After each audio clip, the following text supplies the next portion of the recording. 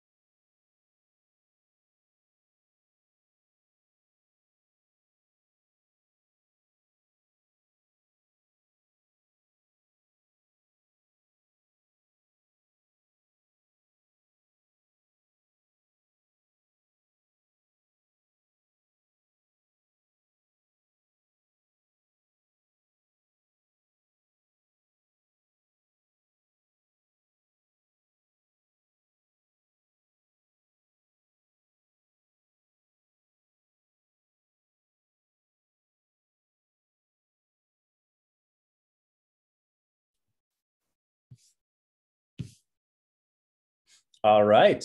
It's time to let people in. Looks like we've got 5 people. Be a slightly smaller class today, but that's okay. A little more intimate.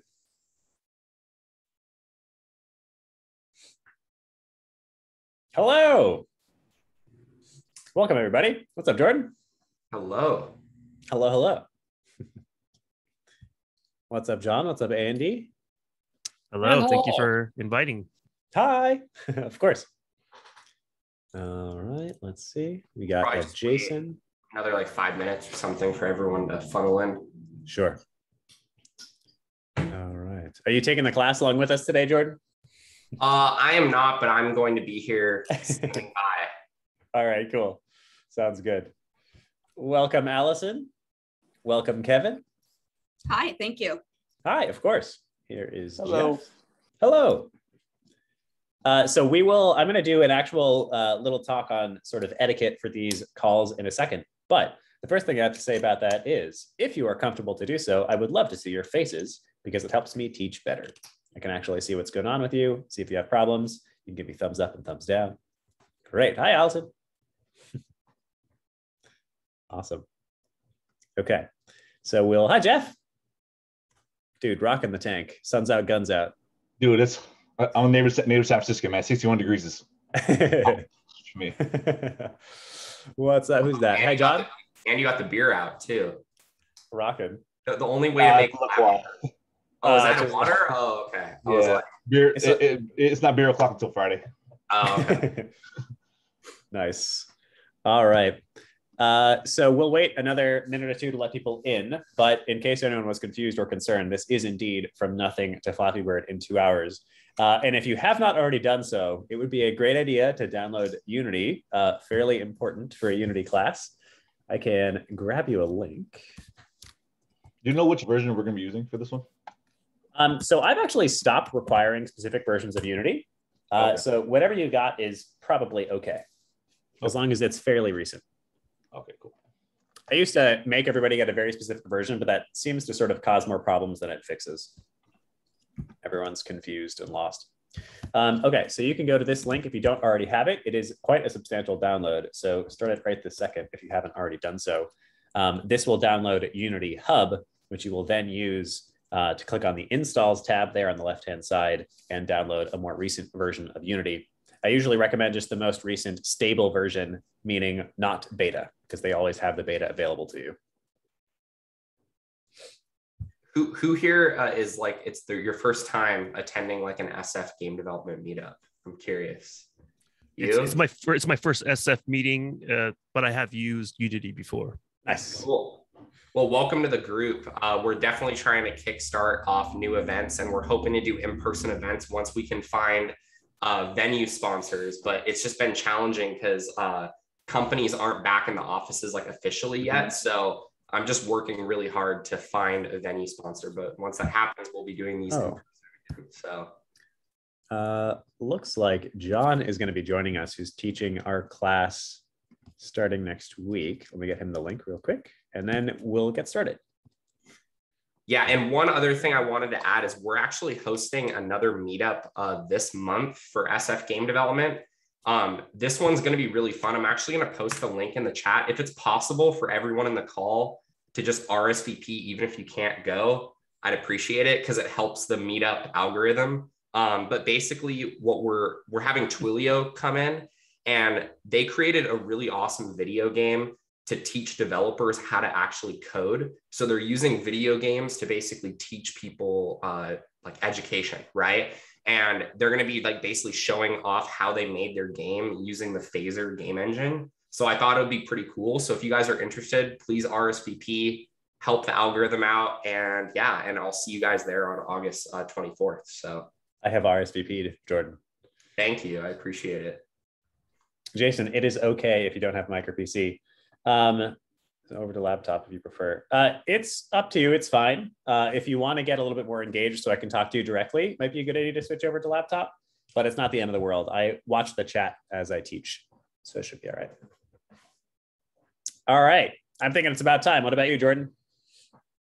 I think you should You should kick it off, man. Like I'm Let's excited go, to man. see Flappy Bird in 2 hours, man. Let's make plans off this. It's quite the thing. So yeah, welcome guys. This is, as I've already said a couple times now, from Flappy Bird, from nothing to Flappy Bird in 2 hours. This is a series of courses that we actually teach. We have Mario, we have Flappy Bird, we have Snake. Today happens to be Flappy Bird. The idea is to have a very friendly, approachable way to get you a completed game in 2 hours so that you feel like you can keep experimenting on your own time. My name is Willem Delventhal. I am the headmaster of the Indie Game Academy. Basically, we're an indie game accelerator or an indie studio accelerator. We help people learn to make their own games and run their own studios. And today we're learning some Flappy Bird, talking about some Unity.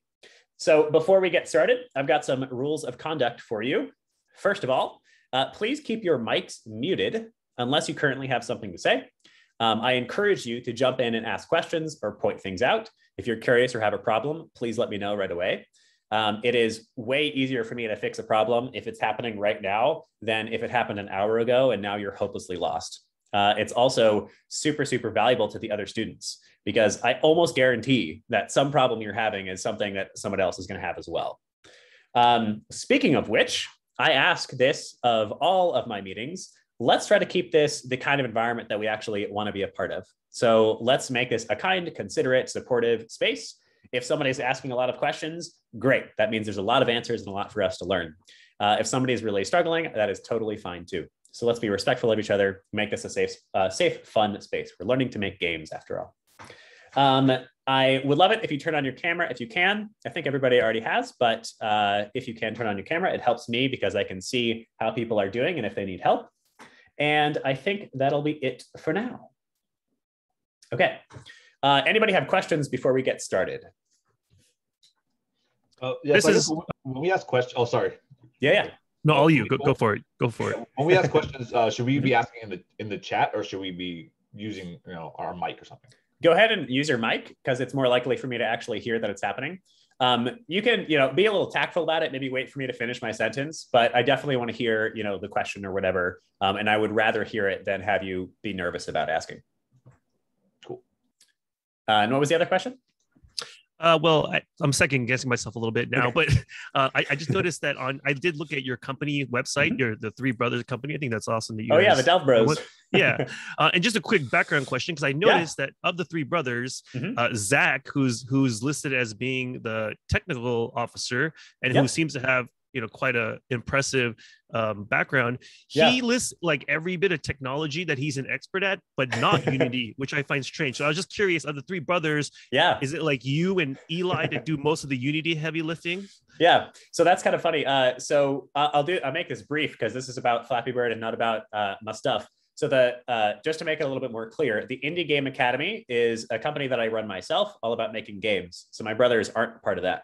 But the Delv Bros is my own indie studio. I do both because I like making games. And that is with me and my two literal brothers. We actually have a board game that's in its last 48 hours right now. It's pretty kick-ass. You should look it up. It's called Tailmore. And in that relationship, you're right. Zach actually has very little Unity experience. But we sort of maximized on that.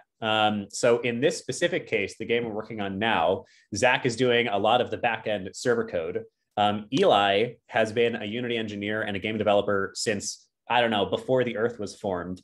And I have also been doing it for quite some time. I really started in engineering when I was like 15.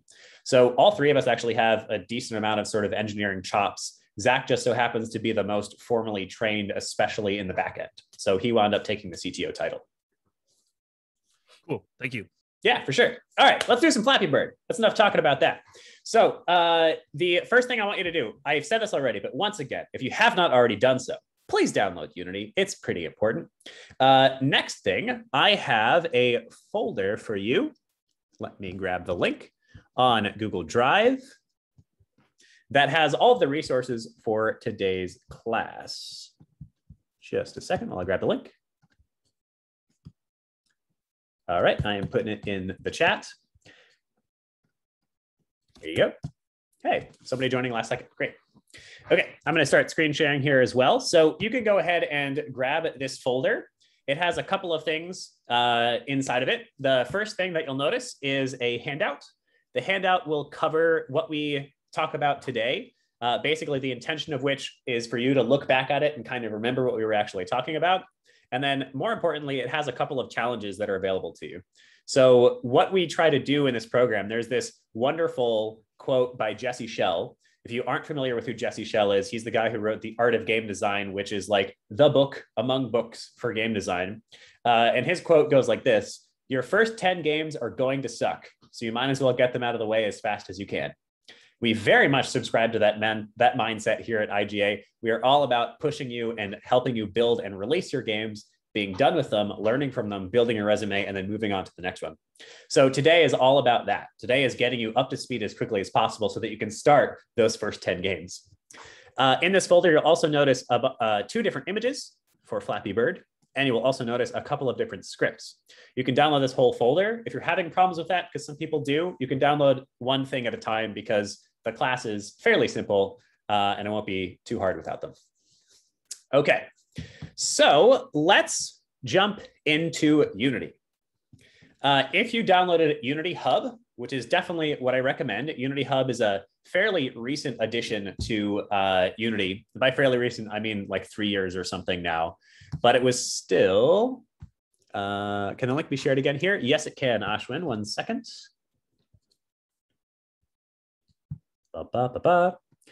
So before we had Unity Hub, we had to manage versions.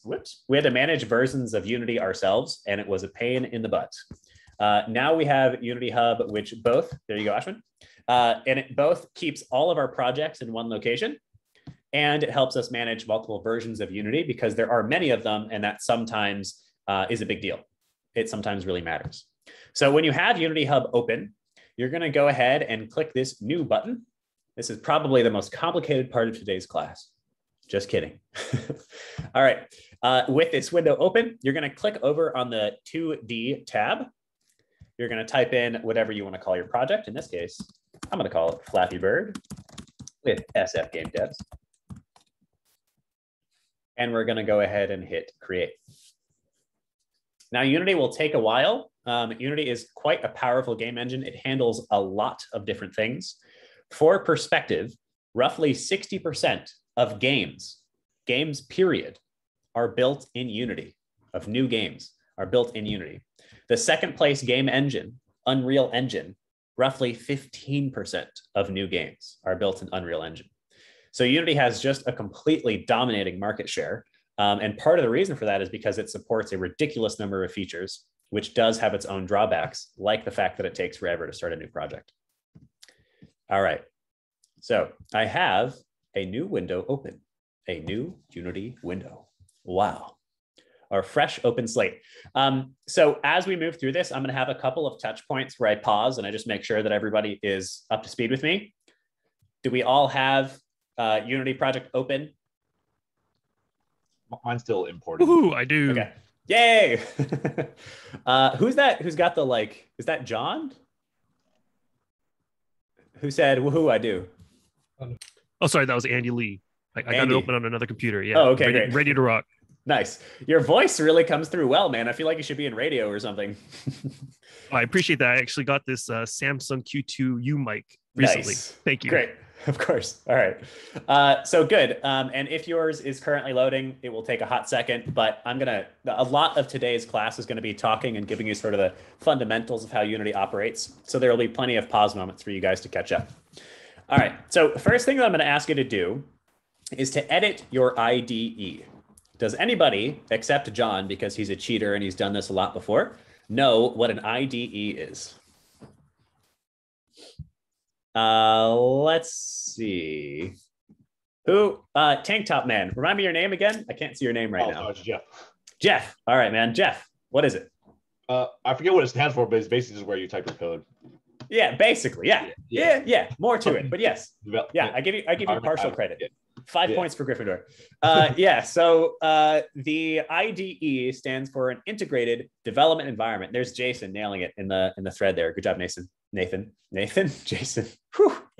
So struggle. It's 8:45 for me over here. We're road tripping, so I'm over on the East Coast. So yes, it is an integrated development environment, which basically just means it is the place where you type in your code and manipulate your game. You can imagine that it is something similar to Photoshop for building games. So it's much more visually laid out. You're actually manipulating objects and the layout of your game instead of exclusively coding. You definitely still code, but as opposed to the olden days where code was the only way that you were interacting with your game, you now have a much more direct control and a much more visual layout to give you a better sense of how your game actually works. It's one of the things that makes Unity really powerful. All right, so our IDE, this big black box, is currently set up a little bit weird. I don't like their default layout. So what I'm going to ask you to do is to manipulate the layout of your IDE to match mine exactly. If you're already familiar with Unity, feel free to do it the way that you're comfortable with. But if you are not, this helps you follow along with the class, and it helps me debug if you have problems. So all of these tabs, we can see hierarchy, scene, game, project, console. All of these tabs can be moved to different locations on the screen. So I want you to click and drag your game tab into the sort of middle right-hand side. And your end goal there is so that you can see the scene and the game at the same time. And you'll see that it kind of like tries to snap to different locations. You can even have it in a different window, but that's horrendous. Don't do that. And then I want you to do the same thing to the console tab. You can click and drag this over to sort of the bottom right-hand side. And then the console really likes to be nice and long. So in the project, it's not that important to take up much space. So you can drag the console to take up a wider area across the bottom of your screen there. Would you say in your experience, it's worth upgrading a larger monitor size for Unity? No. I mean, I think that's more personal preference. Oh, my water bottle is leaking there. But I, for instance, do all of my development on just a MacBook, 15-inch MacBook. And I actually have found numerous times in the past that I've had a nice big monitor and I wind up just on my MacBook. So I wind up using just a 15-inch, but totally up to you. Okay, and the last thing that I'll have you do to edit your IDE is in your project tab in the bottom left, there are these three little dots in the top right side. Those are the settings. Those settings that same button indicates settings for any of the other tabs as well as for components, which we'll talk about later. Go ahead and switch your project from a 2-column layout to a 1-column layout. This is more similar to like Finder or File Explorer. So it's a more traditional way for us to look at a group of objects, group of assets, I should say. All right, now I'm also just gonna, you don't have to do this necessarily, but I'm also gonna drag this to be a little smaller because our scene and our game are really the two big kahunas that we're gonna look at a lot. Okay, so we're now ready to start doing some stuff. First thing that I'm gonna do is talk about what each of these tabs actually mean. So for those who are already experienced with Unity, it will be a little bit of a slow start today, but we're assuming that nobody knows anything. So we're going to go over the basics anyway. Maybe you'll learn something. So first of all, I want to cover the scene tab, which is this left-hand side here, where we can see a bunch of gray boxes. Does anybody know what a scene refers to? What is a scene? Yeah, Jeff. Or Andy? Or yeah, Andy can talk if you. Oh, okay. I think I didn't raise my hand. Okay, Jeff, go ahead. Yeah, it's just pretty much where you put all your game objects and like anything from your assets.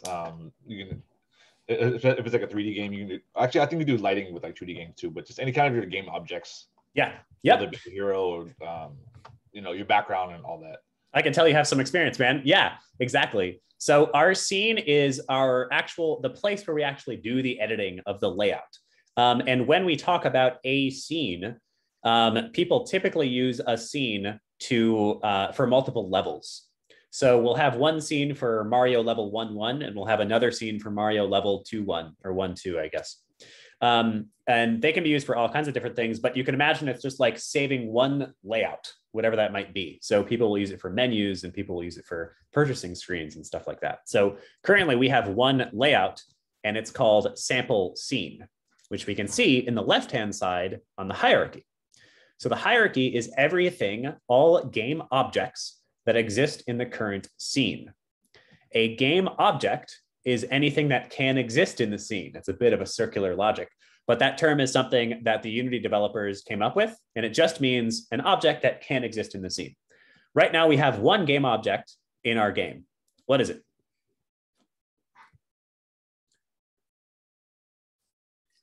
The camera. The camera, success. Yes, exactly. We have a main camera. The next thing I point out, I want you to click on your main camera there, highlight it in the hierarchy. Once again, everything that exists in the current scene is in the hierarchy, all laid out like a little nice drop-down list. When I click on my main camera, over in the inspector, we'll see all kinds of information suddenly gets highlighted. So the inspector is just what it sounds like. It is the place that we inspect an object. So anytime we click on an object, including, by the way, objects down here in our project, all of the information that there currently is to know about that object will be displayed in the inspector. The inspector is also an incredibly important part of how Unity operates and how it's a little bit different from old school ways of making games, because the inspector is also where we manipulate a lot of information about these objects. So I'm going to have you customize the very first aspect of your game right now. In your main camera, I want you to go down to the camera component, which we'll talk about a little bit later. And you'll see a background variable with a big blue bar next to it. I'm going to click that big blue bar, and you'll get a color wheel that pops up. And then you can change the default background color for your game of Flappy Bird. So go ahead and choose one that makes sense to you. I'll do like a nice yellow. Why not? Congratulations, you guys are game developers. That concludes today's class. All right, just kidding. Okay, so we have a background color. Let's do a touch point. Is everybody good? Thumbs up. Quick question about that. Like I can see obviously in the game that it is indeed all yellow, but how come on the scene it's not really reflected anything? What in the heck? Can somebody else answer this question? Anyone? Hey, someone else is joining. John, you want to? Ashwin, the question was, why is the game yellow, but the scene is not? Does John, that change anything, given the fact it's not an asset, you're just changing the background? Yeah. So yeah, you're pretty much right on the money, Ashwin. So this is, we're jumping ahead a little bit, but it's okay. The scene is where we actually manipulate things, but what is the game? Does anybody know what the game tab is? Or can you guess? It's what the user actually sees, right? Yes. Yeah. So one of the more powerful features of Unity is the fact that we can simulate or emulate our game, what the game actually will play like in Unity in real time. And not only that, but we can edit the game while it's running. It's pretty powerful. That's one of the more unique, or at least forward-thinking features in Unity. So our game is what the player will actually experience, and our camera is basically the player's eyeball. It's what they're seeing. So the reason that this background color is on our camera and the fact that it's not in the scene is because this background color is what the camera uses if it can't see anything else. So if there's an object in front of the camera, we'll see that object. When we add the bird, we'll see the bird. But when there's nothing else to see, all this background color is the camera saying, well, I got to put something there because I can't see anything else. So I'm going to put this color there. So in our scene, because we're not actually seeing what the player will see, and instead we're seeing the layout of the level and how we actually manipulate it, the camera is not doing that to it. The camera is only doing that to the game. Does that make sense? That helps tremendously. Thank you. Cool. Absolutely. I'm loving all the questions, Andy. Thank you. All right. So we have now learned what the game, the scene, the hierarchy, and the inspector do. The last two to talk about are the console and the project. The console is pretty quick. This is where all of the errors for your game will appear if they happen, or if we manually tell something to print to the console where it will appear. So this is kind of the text output of your game. And then finally, the project tab is the equivalent of your library in Photoshop. This is where everything that is available to you in your entire project exists. So if we were talking about Mario again and using the scenes to make different levels, if we had a scene that was level 1-1 and a scene that was level 1-2, even if level 1-1 didn't have Bowser in it, Bowser would still exist in the project because at some point in the game, he does exist. So the project is everything that exists, everything that is available to you, all of your assets, all of your scripts. The project is basically your library. All right, so let's actually make some stuff. We're going to start, even though Flappy Bird is not about landing on things, we're going to start by having something actually land on a block. So I'm going to have you make for me 2 sprites. So up in our hierarchy, we're going to start by hitting the plus button there. And we're going to go down to 2D object over to sprites. And then you can pick whatever you want, a square, a circle. Actually, don't do any of the complicated ones. For now, do a square, circle, or capsule. If you have an older version of Unity, you may not have these options. Does anybody not have those options? I forgot to update. Okay, so that's totally fine, Ashwin. Are you familiar enough with Unity to understand what you're doing here, or do you want me to talk about using an empty sprite? No, give me 2 minutes. Go through your spiel, and I'll see if I can do it. Okay, cool. So you're going to go to 2D object sprite, and you're going to add a square or a circle, which will automatically make a sprite appear in your world.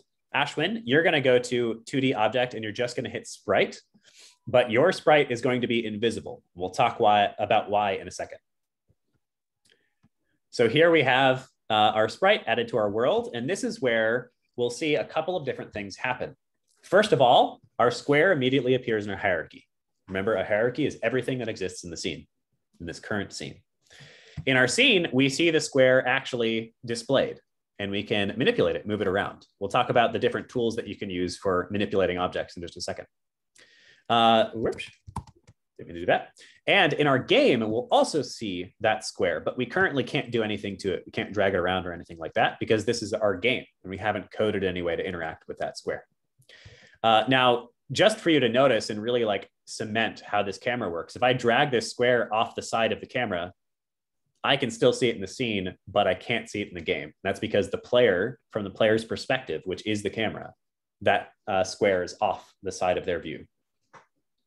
All right, so for Ashwin, and this is useful for everybody else as well, what Ashwin is going to have to do is create an empty object or an empty sprite in this case.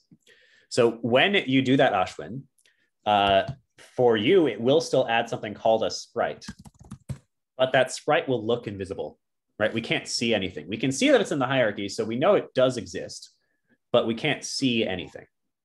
And let me just get into parity with you real quick here. How about I also just update it? It'll take long enough that I think you should just, this is like probably the only thing that will actually be a problem for you. Gotcha. Okay. Yeah. Yep. If there's major problems, we can try that later, but it should be fine. This is pretty common. Don't worry about it. And this is useful for everybody else. So what Ashwin got is an empty sprite. He has an object in his world that has a position, which you can see, Ashwin, by switching to the move tool, but that thing has no visual layout.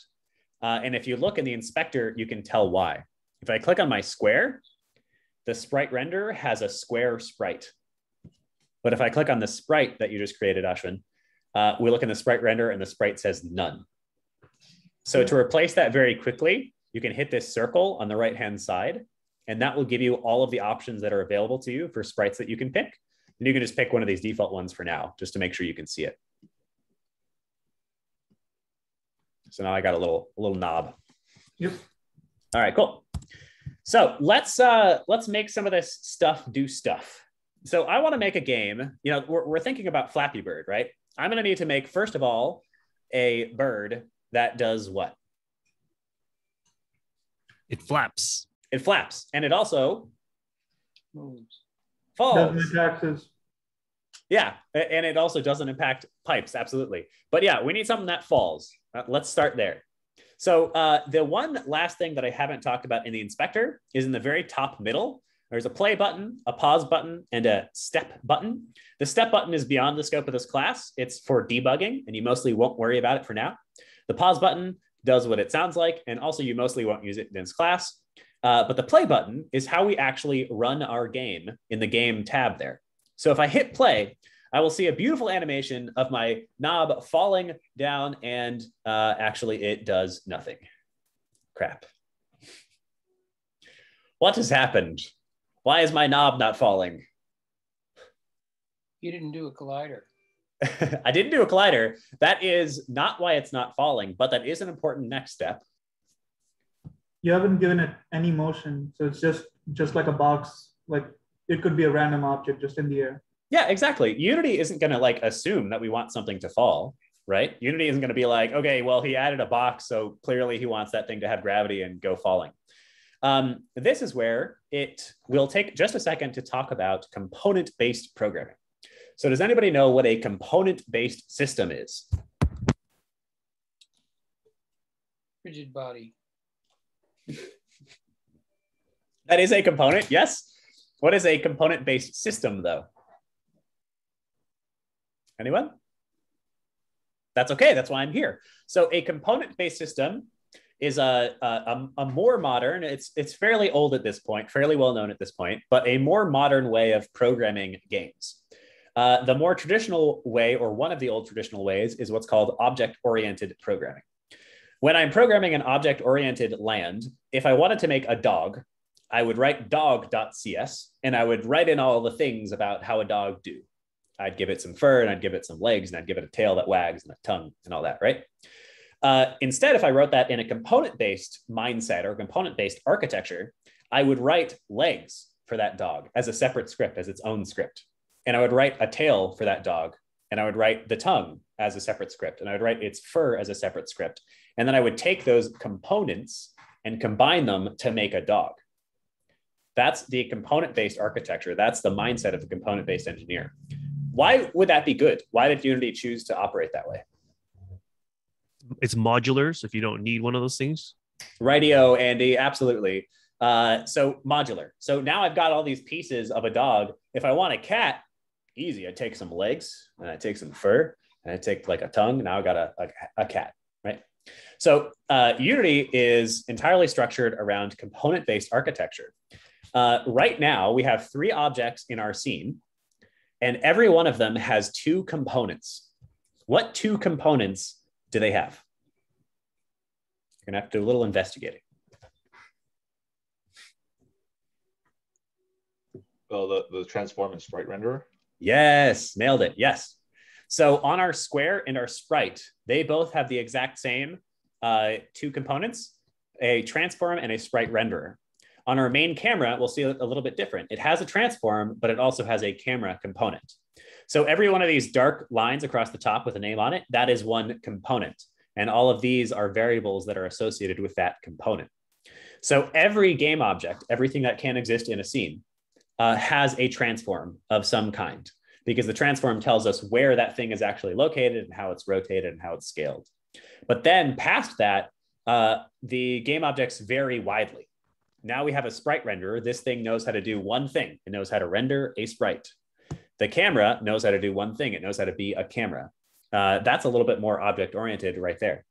But we'll see many more components. And the reason I bring this all up is because in order to make our bird, which I guess I'll rename this, in order to make our bird fall, in order to tell Unity that we want this bird to have physics, we actually need to add a special component, which I don't remember who said it, but somebody shouted out rigid body 2D, which is the component you're looking for to add physics.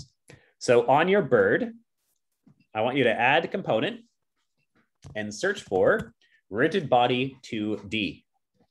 Now, one more fun fact about Unity is it was actually designed in 3D first. It was built to make 3D games first. And then they were like, wow, a lot of people use this to make 2D games, and they added much better support for it. So if you ever see 2 components where one says nothing and the other says 2D, the other one, the one that says nothing, is 3D. We're making a 2D game though, so let's add a 2D rigid body. If we added a regular rigid body, weird stuff would happen. I can't guarantee your safety. All right, we got a bird, and it's got a rigid body. So now, if we hit play, our bird will gloriously fall and land on our What the heck? It still didn't land on the platform. Gosh darn it. But it did fall. So that rigid body had some effect. That ball now has physics. Why didn't it land on the platform though? You need a collider, right? Yes. You guys are so smart. Yeah. So once again, Unity is not going to assume anything. It's not just going to be like, yeah, that dog wants to be a cat. You add components for every feature that you want to add to your objects. So on our bird, we're going to hit add component again, and we're going to search for collider. We'll see there are tons and tons of options. These are generally all just different shapes. They have some different efficiencies, and that sometimes matters. For right now, don't worry about that. And make sure you definitely hit a 2D one and not a regular one, because that's a 3D collider and that will not work and it will do weird stuff. So for mine, because my little thing there is circle shaped, I'm going to add a circle collider 2D. And we'll notice, that my circle immediately has a little green line around it. And that is indicating the bounds of its collider, basically where this thing will actually run into stuff. So yeah, go ahead. If you don't mind, could you repeat that one more time about the components that you added to which body? Like, did you start with the square, making that a 2D, and then you gave the, if you could repeat that, that'd be great. Sure. Yeah, so on my bird, all I've done so far is I added component, right? I click on my bird, I go to the inspector, come down to add component, and I added a rigid body 2D, and I added a circle collider 2D. But Ashwin, am I done yet? Will you this still guy have to define the square, right? Yes. Yeah, the square also needs a collider, because otherwise the square doesn't know it's supposed to collide. So on my square, I'm going to hit add component, and I'm going to add a box collider 2D, which it's harder to see because it perfectly matches the edge, but it's actually like impossible to see. Look at that. We'll just take its word for it. There's a box collider there as well. So now when I hit play, my ball will fall and successfully land on my platform. Good job, everybody. Amazing. All right, so this is a great touch point. Let's make sure everybody gets to the point where they have a ball or something that falls and lands on another thing.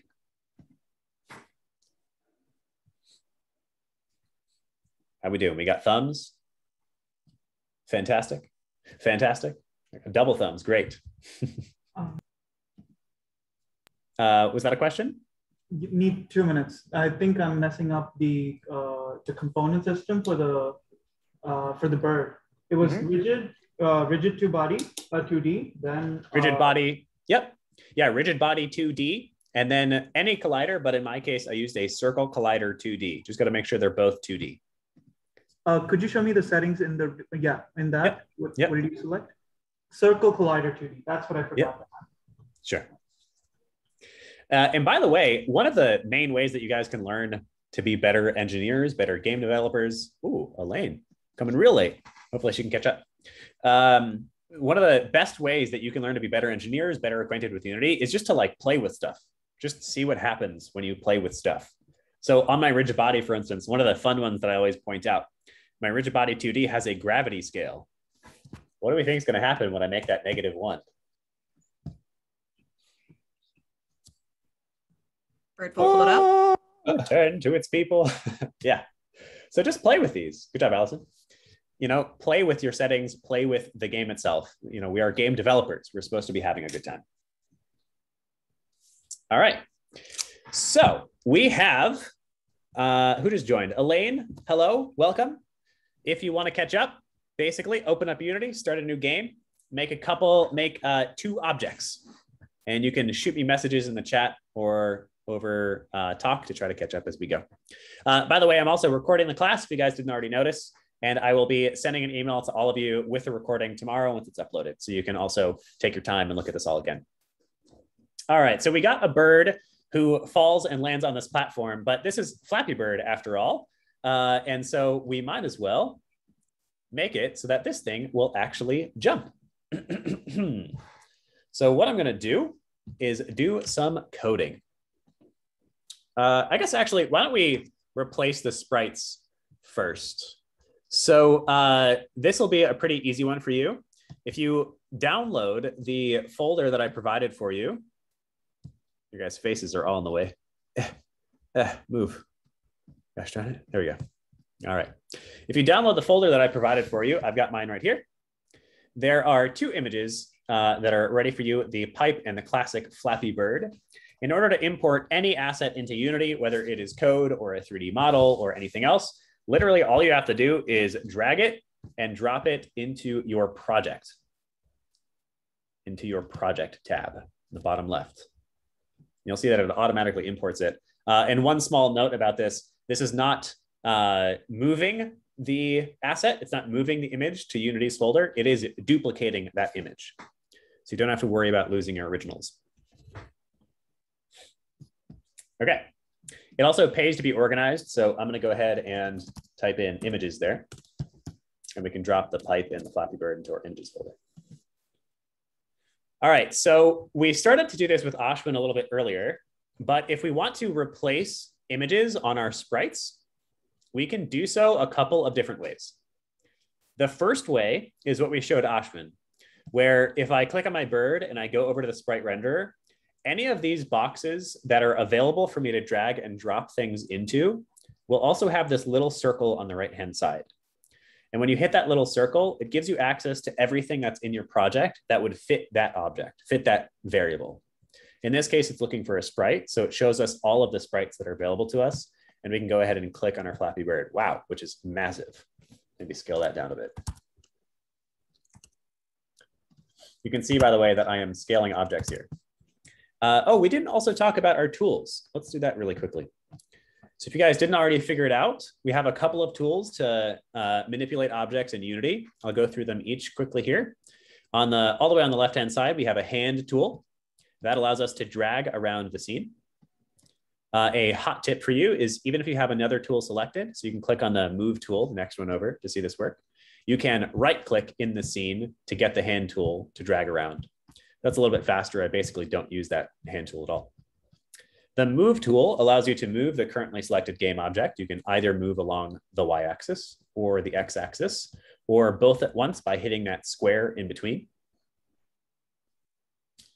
The rotate tool allows us to rotate along each axis. And you can see very quickly that this is not a two-dimensional game.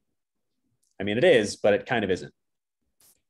So we are allowed to rotate this object in three-dimensional space, and it's actually a billboard in three-dimensional space.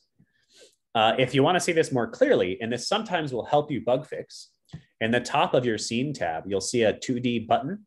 You can toggle between 2D and 3D view mode with that button. And you'll see that your whole world makes it really obvious if you click on your camera. Your whole world is actually 3 dimensions, even though this is a 2D game. Unity was 3D first before it was ever 2D. All right. You can use the scale tool. Let me reset my rotation here. On your object to scale along one axis or the other or both by clicking the middle. The Rect tool is probably the one that I use the most often because it just makes the most sense to me. It's a kind of a combination of the other 3. It has your 4 corners like it was Microsoft Word or Photoshop or something where you can click and drag the corners to scale. You can drag just one side or just the other side. And you can click right along the corner, once again, like Microsoft Word or Photoshop, and rotate the object that way. And then finally, if you click on the sprite itself, you can move it around. So this tends to be really the only tool that I wind up using because it just makes the most sense to me, but you can feel free to experiment. And finally, if you are a sociopath, you can use this tool. I'm just kidding, but I find it heinous. It has all of the tools all in one with all of the settings available to you. So if you're really trying to get some, I don't know, fine or quick manipulation, maybe this would be useful, but it is all of the tools at once. It is literally called the Move, Rotate, or Scale Selected Objects tool. Willem, I have a question. Do it. On platform, if I click that little circle that you said, and it shows me like a huge preview thing of like a million objects. Where are these objects coming from? Yeah, so depending on your version of Unity, so you can see I actually have a lot of them too. Depending on your version of Unity, you will have more or less built-in options available to you. And in this case, it is just default files that Unity has stored in its install that you are allowed to import into your project and use. This is actually extremely recent. This is only the past couple of months that they added this. And it's because these couple of objects here, the background input field knob UI sprite, that used to be the only things that were available to you. And some people complained about that. It's sort of annoying to not have any like quick options that you can just throw into your game. And then I noticed that for the bird, where I did select the Flappy Bird icon, when I click the little circle there, it shrinks my number of options. So I guess it just makes it so that it goes, well, once you've picked a custom one, it goes, we won't show you the million options again. Yeah, I'm not sure. So You are right. So that only happens when I make a 2D sprite of one of these types. That's the only case where I'm allowed to look at all of these things. When I manually attach a sprite renderer like I did with my bird, it only has the default options that we used to have. These are the couple that I was talking about. So I'm not sure why they do that. That could literally be a bug. They have such a big engine that there are often weird little eccentricities. Or they could have decided that, like, once, just like you're saying, that once you've picked what default sprite you want, you shouldn't be able to edit it again for some reason, or something like that. All right, cool. Thanks. Yeah. All right. So my bird is now super wonky. The last thing that I will point out here with your tool sets is that you can manipulate anything in the inspector itself. So I can change these values by just deleting them and typing in 0, 0. And if you want to go really quick about it, those 3 little dots in the top of the component is the settings for that component, which includes a reset button, which resets it to its default values, which can be very useful sometimes. All right, so let's get to programming. So I have a couple of different scripts available to you. For now, I don't want you to download them. I am going to download them for reference as we go to make sure I'm not missing anything.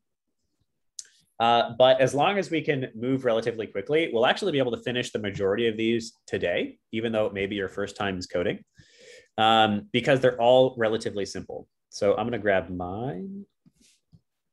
Here we go. And let's go ahead and start with our jumper. Great. I'm just going to have this over here. I'm a little bit lost. Where's our window? What the? Okay, there we go. I'm gonna have this over here just so that we can check it out as we go. But this one is pretty simple. So let's start by making a new script. First of all, once again, let's stay organized. In our project, I want you to hit plus, and I want you to hit C# script. And you'll see that this creates a new script with the name automatically highlighted, waiting for us to name it something. So I'm gonna name mine jumper. And I'm going to hit enter.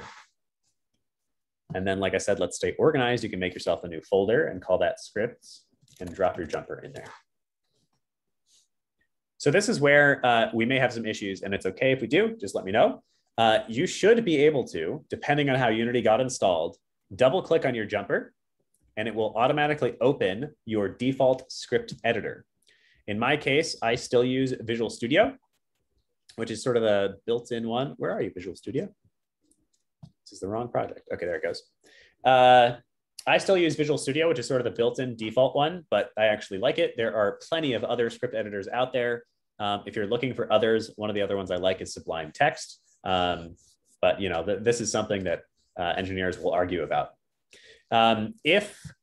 Did anybody have any problems double-clicking and opening it in a script editor?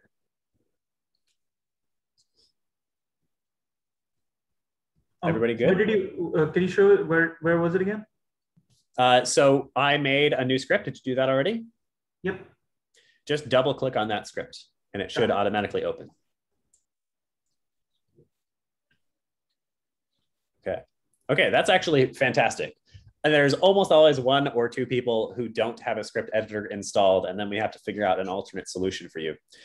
Because we all seem to be okay, and stop me if we're not all okay, we'll just move on and I won't talk anymore about it. But basically, you can have many different script editors. It doesn't just have to be this default one. All right, so this is an important Unity gotcha. I want everybody to pay attention for the next 15 seconds. There are 2 locations. If you change the name of a script where you have to actually change the name. Whenever I change the name of a script, there are 2 locations that I need to change that name. And if I forget either of them, Unity will not recognize your script, and it will also not tell you that there's a problem. It just won't know that that's a script. So the first location is the name of this object itself, the file itself. So if I was in Finder or File Explorer, this is what I would be seeing. And that's the name of it in the project.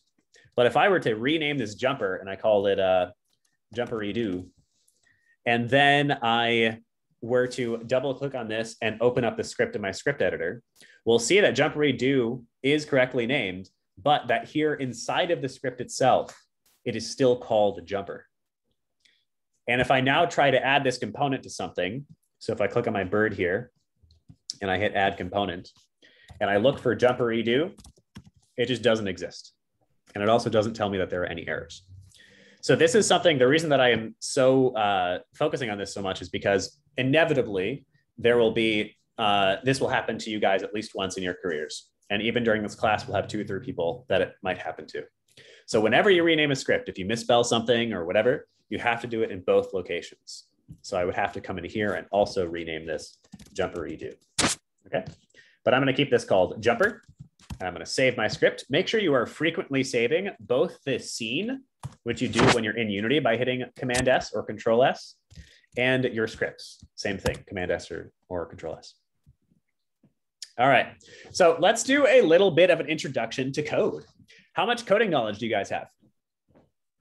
Where are we at? Allison says, no. Don't worry, it's not scary. It's actually awesome.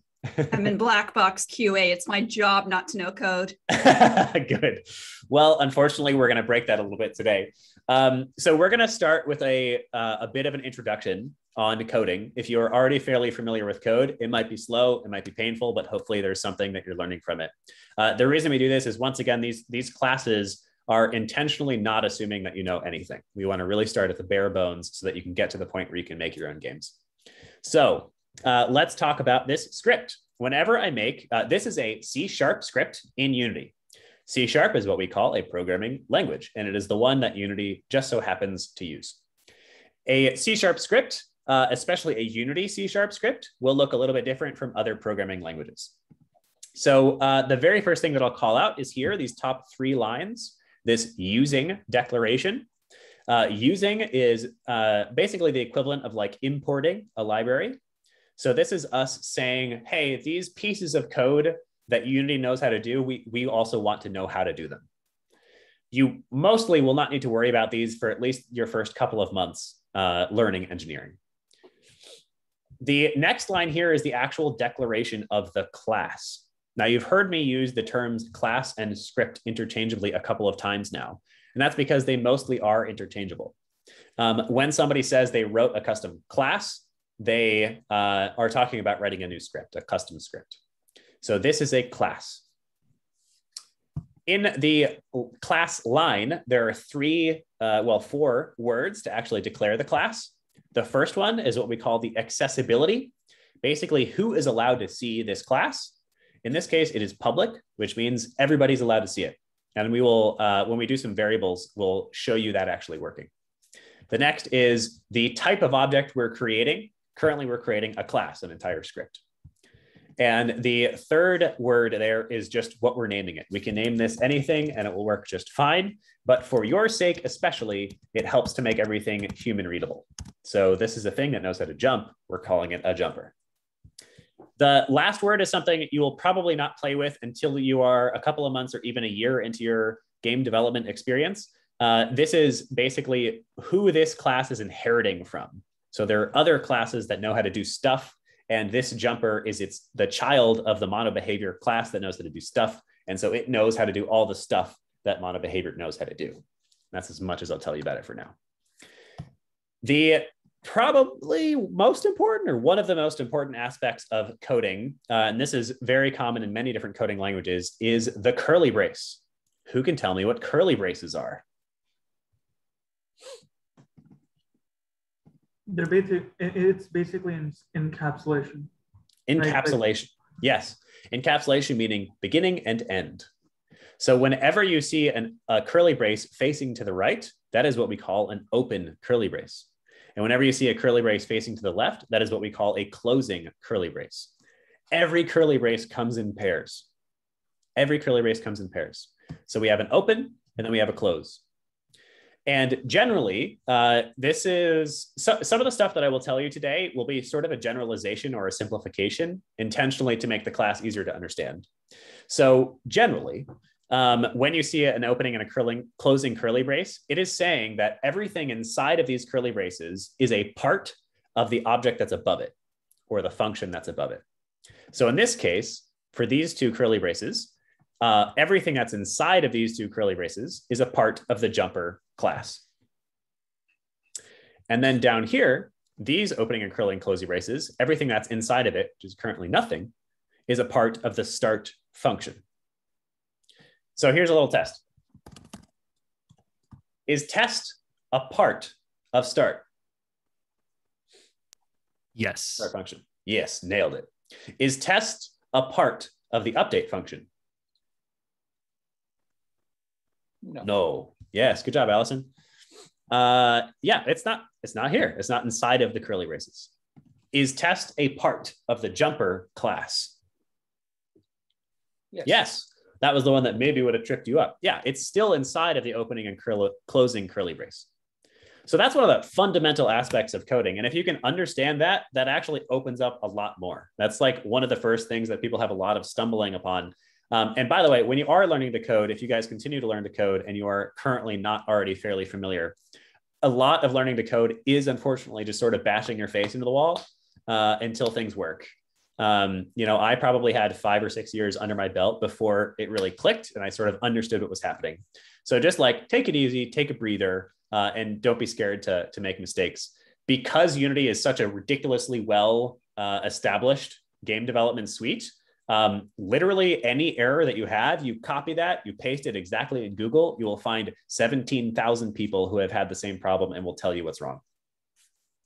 All right, so next thing we're gonna talk about is variables. So I'm gonna make 2 variables, public int, example int equals 5, private string, example string equals 5. That's maybe confusing, equals stuff. All right.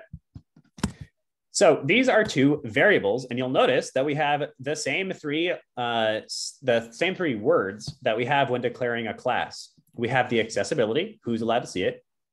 We have the type of object. What is an int, everybody? Integer. Integer, yep, which is a whole number, a number with no decimals. And then we have the name of the thing, which could be anything. In this case, I called it example int. And I happen to default this to 5, but I actually don't even need to do that. The next variable here is private, which means nobody can see it. And we'll see an example of this in just a second. It is a string, which is a type of text. We can now use these variables. So I could say like example int plus plus, and that will mean that the example int goes from 5 to 6. We're adding 1. I could also say example int plus equals 10. And now example int will equal 15. We can use these variables later. So this is just a place for us to store information, essentially. Now, to quickly demonstrate accessibility, if we look at our bird, you guys don't need to do this quite yet, just to show you. And we add our jumper component. Oh, I did not save. I did save. Huh. That's actually strange, y'all. Huh. You know what? I'm going to ignore that for now and hope that's not a problem. Basically, I should be able to see the example int here in the inspector. It's kind of strange that I don't. It's a little bit concerning even.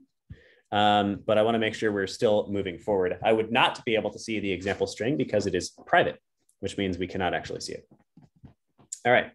The last thing that we're going to point out is functions. So this void start actually has an implied private before it. If it is completely blank there, that means there's still a private there. But I can also make my functions public. So they also get declared just 3 simple words. It is first the accessibility, public, private, or protected. The second term there is what this variable, what this function will return. So if I wrote an example function here,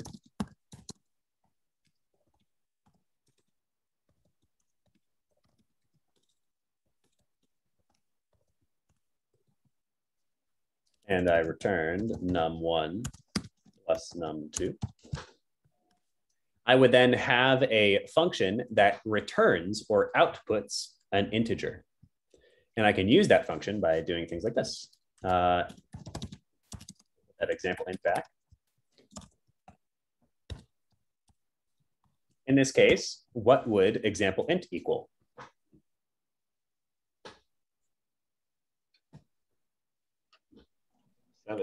7. Nailed it, dude. Good job, Jeff. Really champion. Just out of curiosity, yeah. Is there any? How does the C# and Unity do hoisting? Like for instance, sometimes like I see the function definition is underneath start, and I know different languages behave differently. So I guess how does the hoisting work? I don't know exactly how it happens under the hood, but you basically don't need to care about it as long as it is somewhere in the class. It's fine. Okay. It'll still be able to find that function or that variable or whatever it is. Gotcha. So what Jeff is asking about, in some programming languages, this sum function would actually not exist at this moment in time because it is literally lower in the script. The function gets called. That happens in like JavaScript, for instance. In C# though, you don't need to worry about it. As long as it's somewhere in the class, it'll be okay. I think it's compiling ahead of time to make sure that that's not a problem, basically. Okay, so that is a function. The last thing here that you'll notice about a function is that I can sometimes put in parameters or inputs, which we will do more examples of as we go, and that we know that something is a function because it has parentheses. Our variables did not have parentheses, right? Example int does not have parentheses. This helped us understand. You'll also see that for syntax, I always make my variables lowercase for their first letter, and my functions and my classes, my objects, uppercase. That will not break your game if you fail to do so, but your fellow engineers will despise you. So do your best to keep that up. All right. So for this class, where did my example script go, y'all?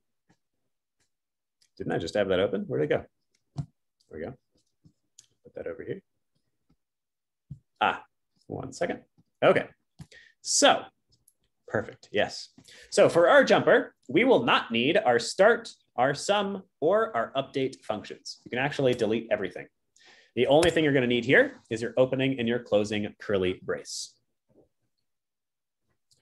What you will need is a public float jump force.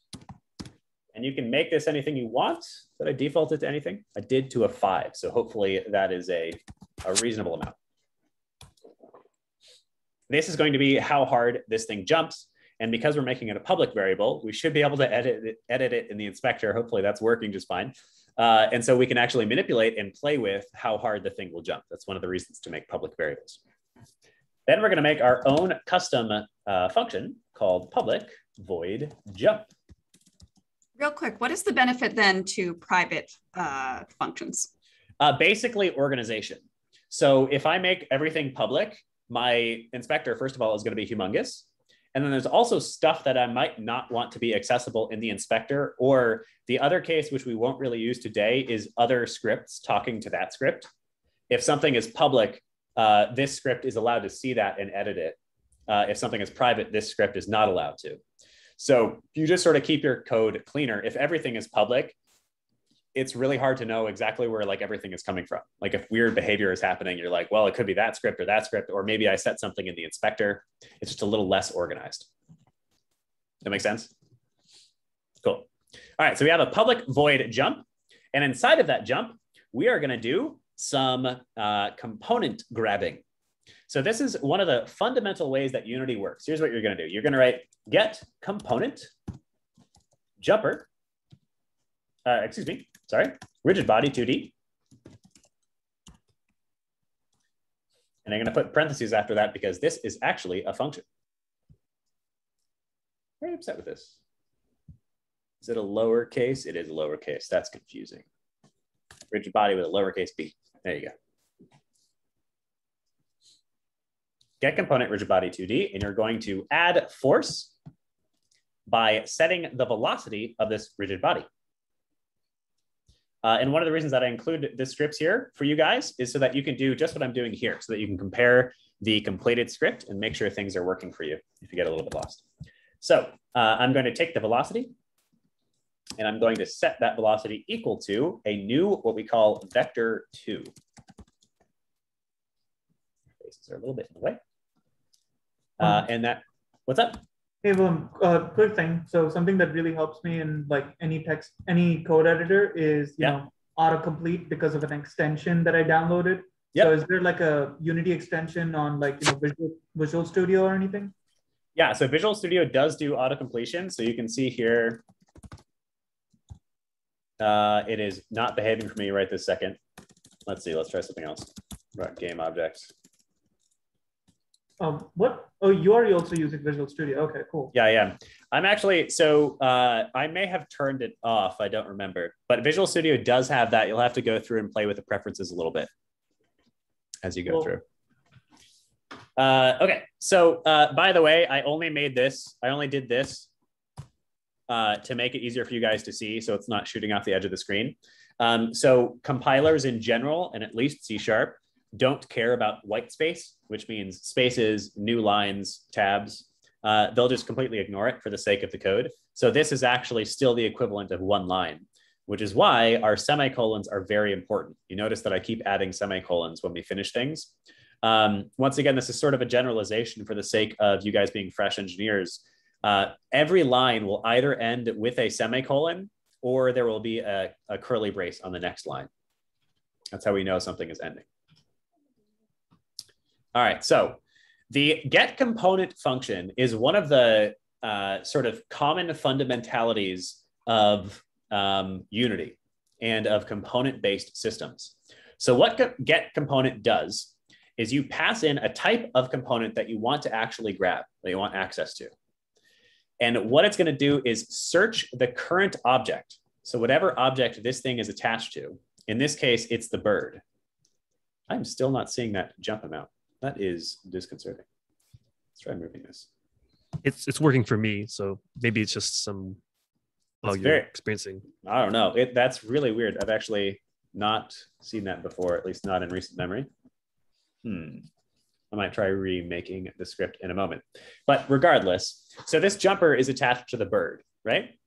And we want access to the rigid body, which is the thing that knows how to do physics, which is why it's the thing that has velocity in it, if we were looking at that earlier. So in order to grab that thing and do some physics, make us jump, we're going to use get component. And the way the get component works is we pass in the type we want, and it searches the object that this script is attached to. So the jumper searches the bird and tries to find a rigid body 2D. And if it manages to do so, which it will in this case, and then it allows us to do some work to that object. In this case, to that component, I should say. In this case, we are accessing the velocity variable inside of rigid body. Whenever you see something dot, that means you're accessing either a function or a variable inside of something. And then we're setting it equal to a vector2, which is basically a display of force. It's a type of variable that knows about X and Y. And if you know what a vector is, a direction in space, you know how that works. We are passing in a 0 force for the X direction and a jump force, whatever this public variable is, for our Y direction. So where are we actually going to travel? Upwards. Upwards, yeah. So I'm gonna completely quit Visual Studio for a hot second, see if I can fix the fact that I'm not seeing my public variables. I'm gonna make a new script here.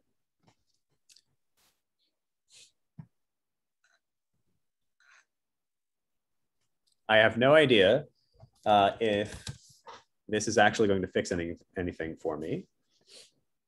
Unity will occasionally, because it is so big and powerful. I'm actually going to copy this because I don't think I did, but maybe I somehow messed something up. I need that either. Where did you go, Visual Studio? There we go. All right. Let me try pasting that and see if we are good to go.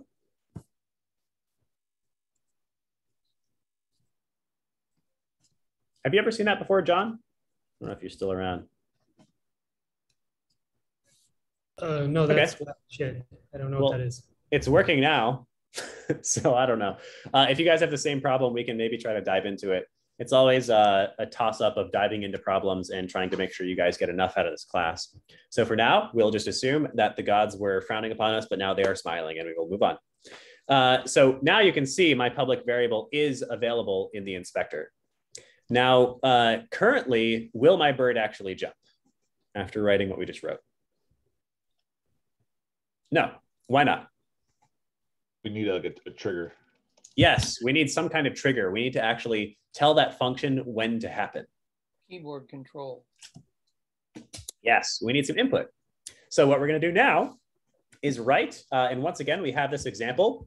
So you guys can open this up if you want to follow along on your own scripts. in our scripts folder, we have, we have a input controller here, which is another quite simple one that we're going to write ourselves in just a second. So in Unity, I'd like you to go to your scripts folder and hit plus C# script input controller. And then go ahead and open that up in your default script editor. Zoom out a little bit. And we're going to do some inputs in Unity. So you notice that every time we make a new script, we always have the start and the update functions available to us. There are a number of built-in Unity functions that just automatically happen or are called. If you ever hear somebody say a function is getting called, that's when it actually happens or takes place. So for our jump method, the moment that the jump actually happens, that the bird actually jumps, that function is being called, and this code is actually running. So this start method gets called, it runs, it happens, everything inside of it happens at the start of the game, the very first moment that this object exists for the first time. And then the update function happens every frame, 30 to 60 times a second, depending on the game. So where do we think we're going to listen for input? In the start or the update? Update. Yep. Yeah. Because at any moment, we may be hitting the input. So you can actually delete the start method. We won't need it. And instead, inside of the update function, we're going to add a conditional. So I'm going to type some stuff and then we're going to talk about it. Just copy this down for now. If input dot get key down key code dot. You guys can, so I'm going to use the space key for jumping, but you guys can actually use any key. After this key code there, just type a different name for your key. So you could put in a W, you could put in up arrow is the term for any of the arrows. It'll also be left arrow, down arrow. You could put in, I don't know, tab, why not, if you feel like it, but I'm going to use space. So what is a conditional, somebody? What is a conditional? Actually, Allison, I don't mean to pick on you, but you're just the only one that I know who hasn't coded before. Can you guess just based upon what it says? Yeah, it's a Boolean statement, right? An if then. Yeah, nailed it. Boom, 10 points for Gryffindor. So yes, the if statement is just used to compare against values. So all this means is the stuff inside of our opening and closing curly braces, and here's another example where we use those opening and closing curly braces. That's sort of a tongue twister. As long as the stuff inside of our parentheses in the if statement is true, we're going to do what's ever inside of our curly braces. So if this says, here, let's do this.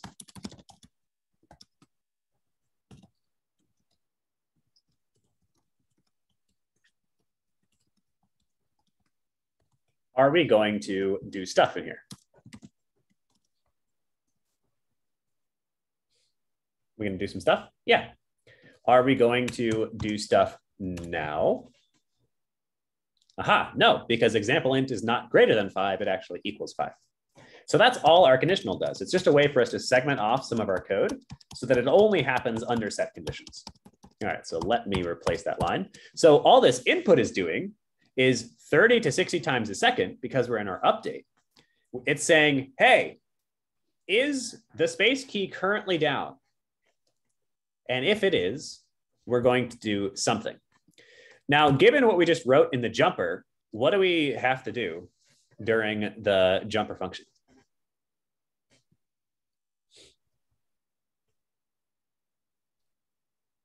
During this moment here, what do you think we have to actually do? Trigger the previous function about jumping. Yeah, trigger the jump function.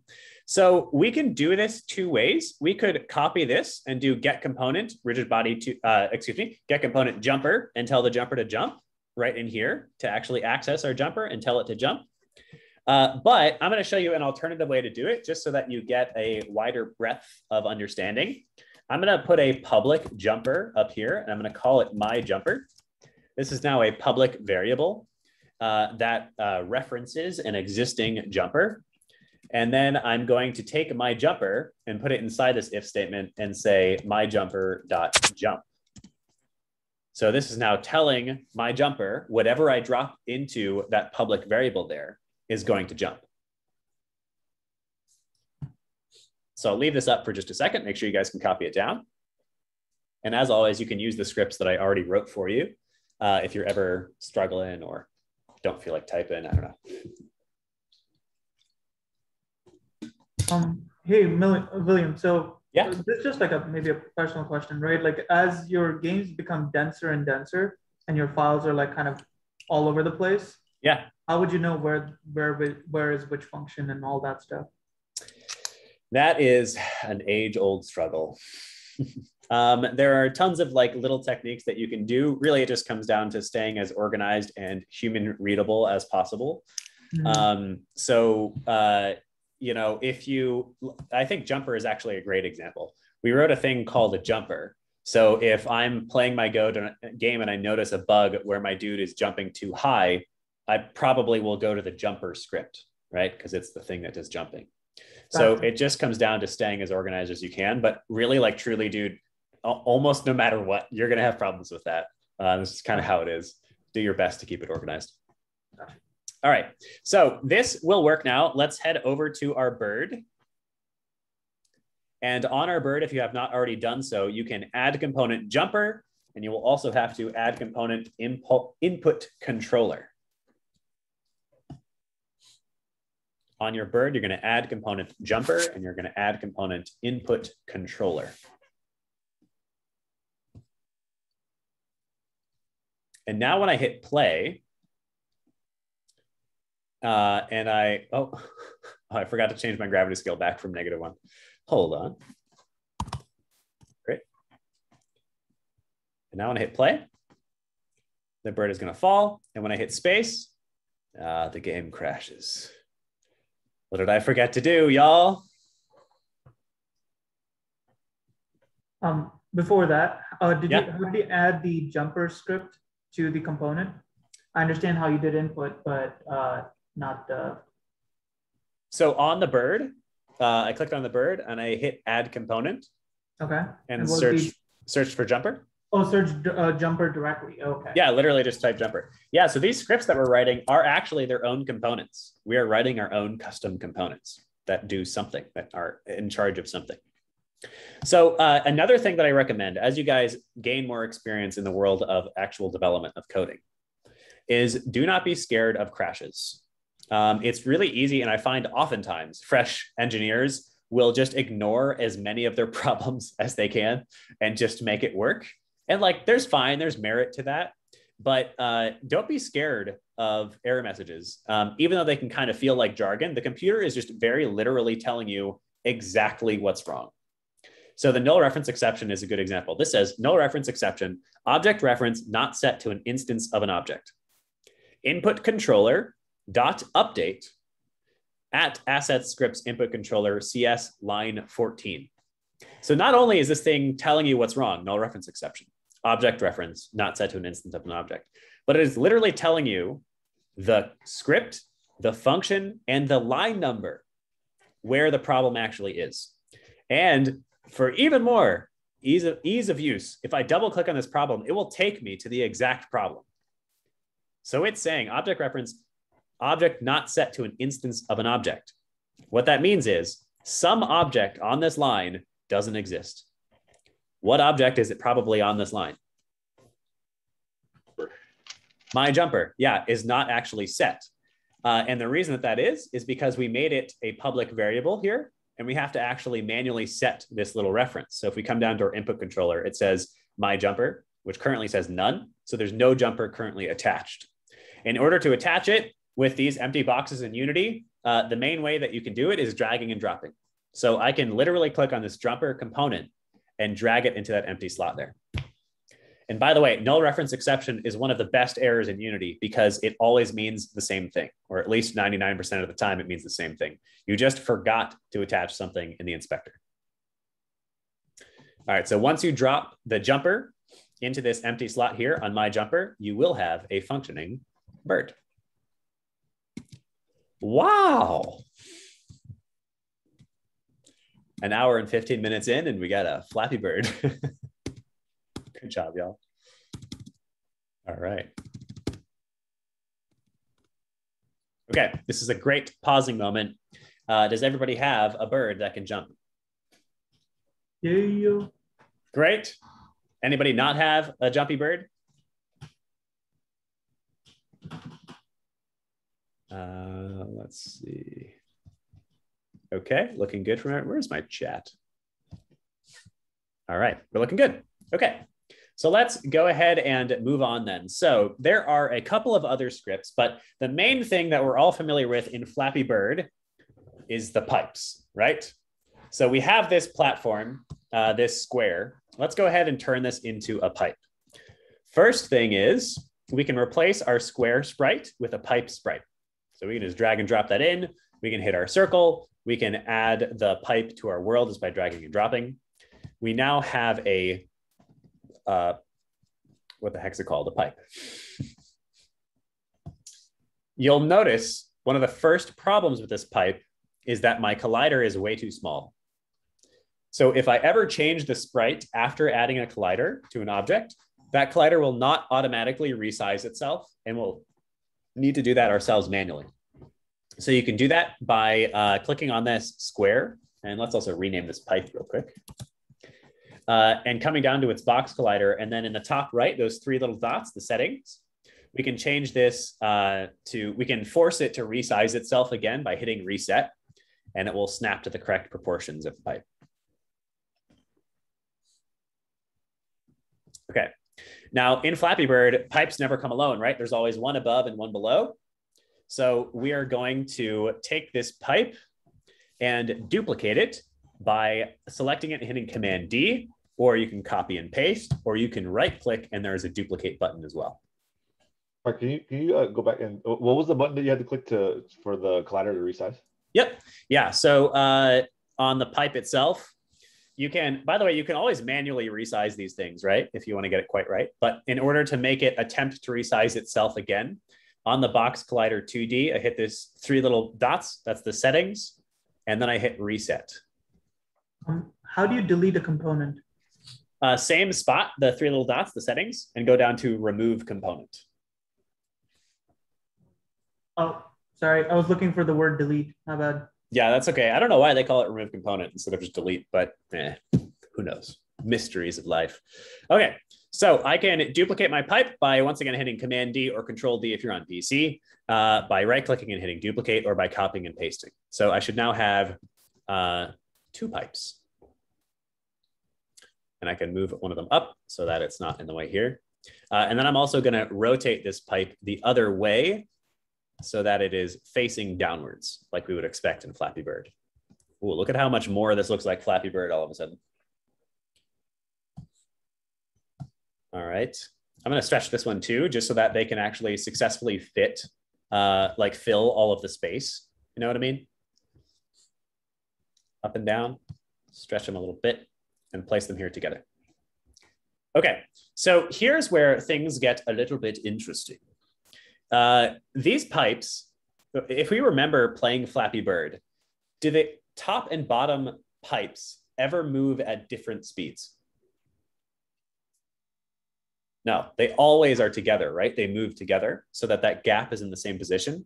So we actually don't want these pipes to be separate objects. We actually want these pipes to be connected in a way so that they don't move independently of each other.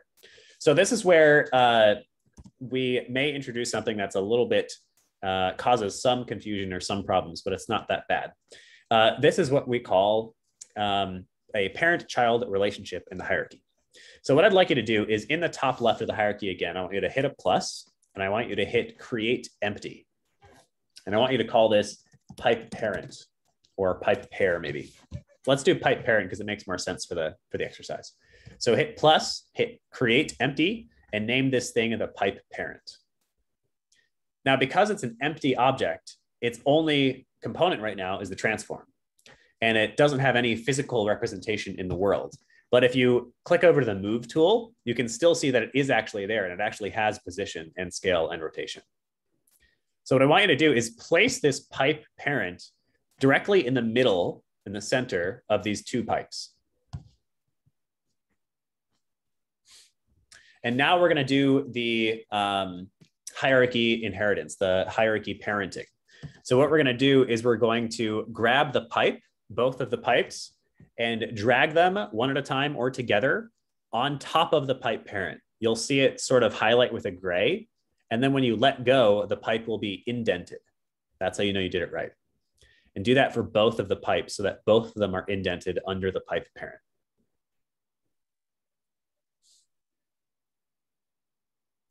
What we just did is we made the two pipes children of the pipe parent, which in Unity's hierarchy means that when you move the pipe parent, the children will move with it.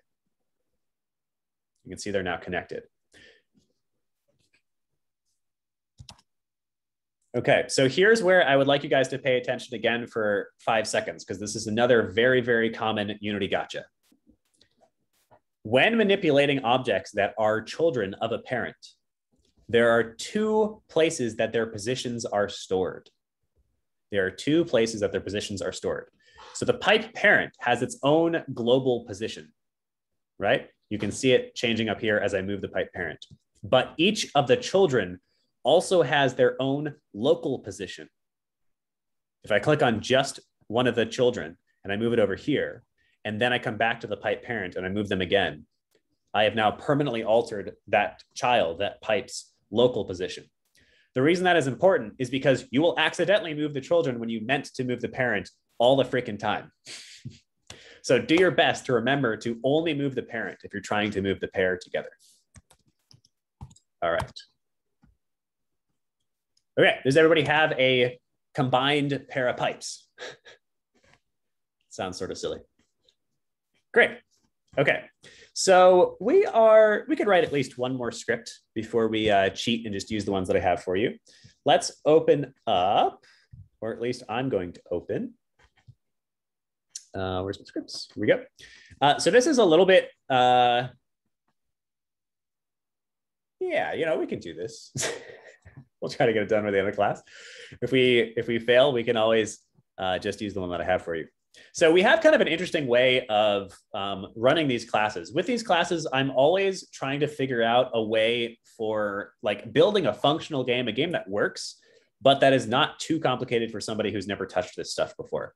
So normally, probably what we would do is we would make a pipe spawner, something that actually creates new pipes and sends them towards the player.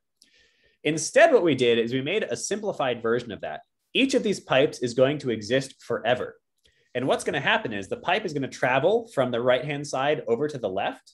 And once it gets past a certain threshold where the player can't see it off screen, it's actually going to teleport back over to the right side and then come across the screen again.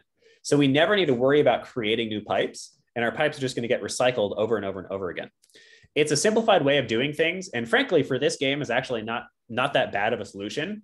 But what it does do is it means we don't have to worry about spawning, which is not too complicated, but is definitely a little bit more in depth than we want to go today. So what I'd like you to do is in the scripts, hit yourself a plus button again and make a new C# script. And you can call this one pipe controller. This is the thing that controls the pipes. And then you can double click and open up this script. Now, this is definitely going to be the most complicated script that we have written to date, but don't worry, we're going to get through it together. Let's see, we do need our start and update. Fantastic. We're going to make ourselves 4 variables ahead of time. We're going to make a public, float, speed. And did I have a default value on that? Oh, wow, very, very, very low. Okay, let me, not to cheat, but I am going to copy these, because they have some pretty specific default values that I probably put in on purpose. It was a little while ago that I wrote these for the first time.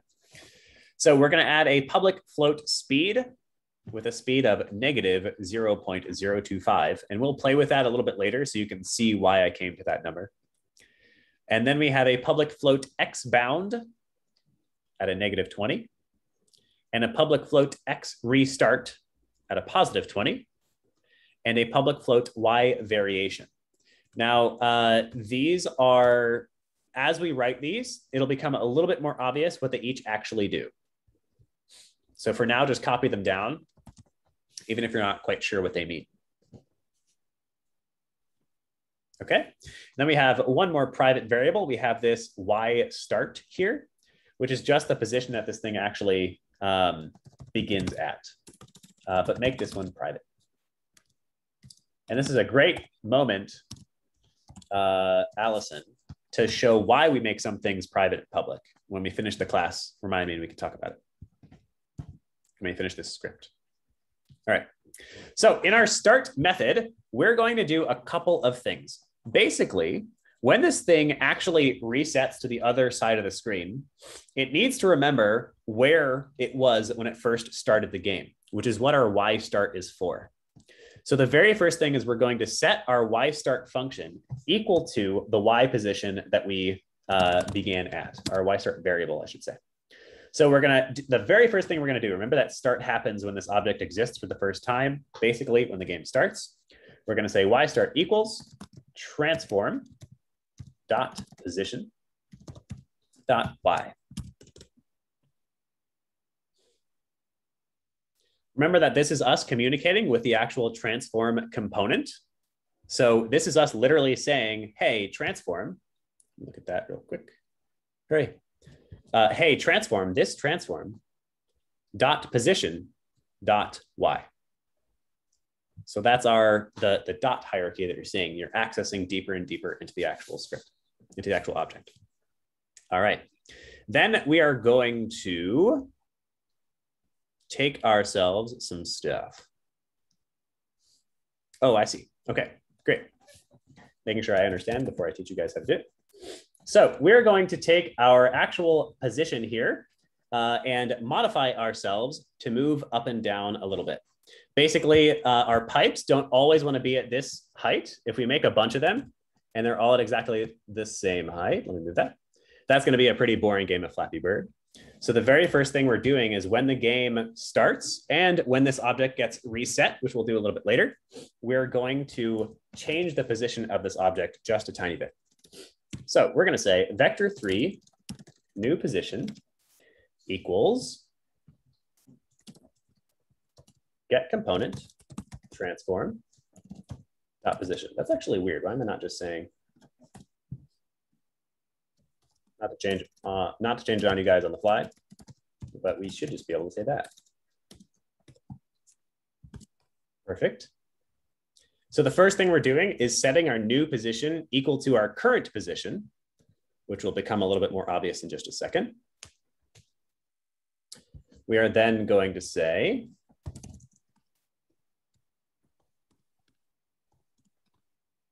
equals YStart, great, plus random dot range of our Y variation.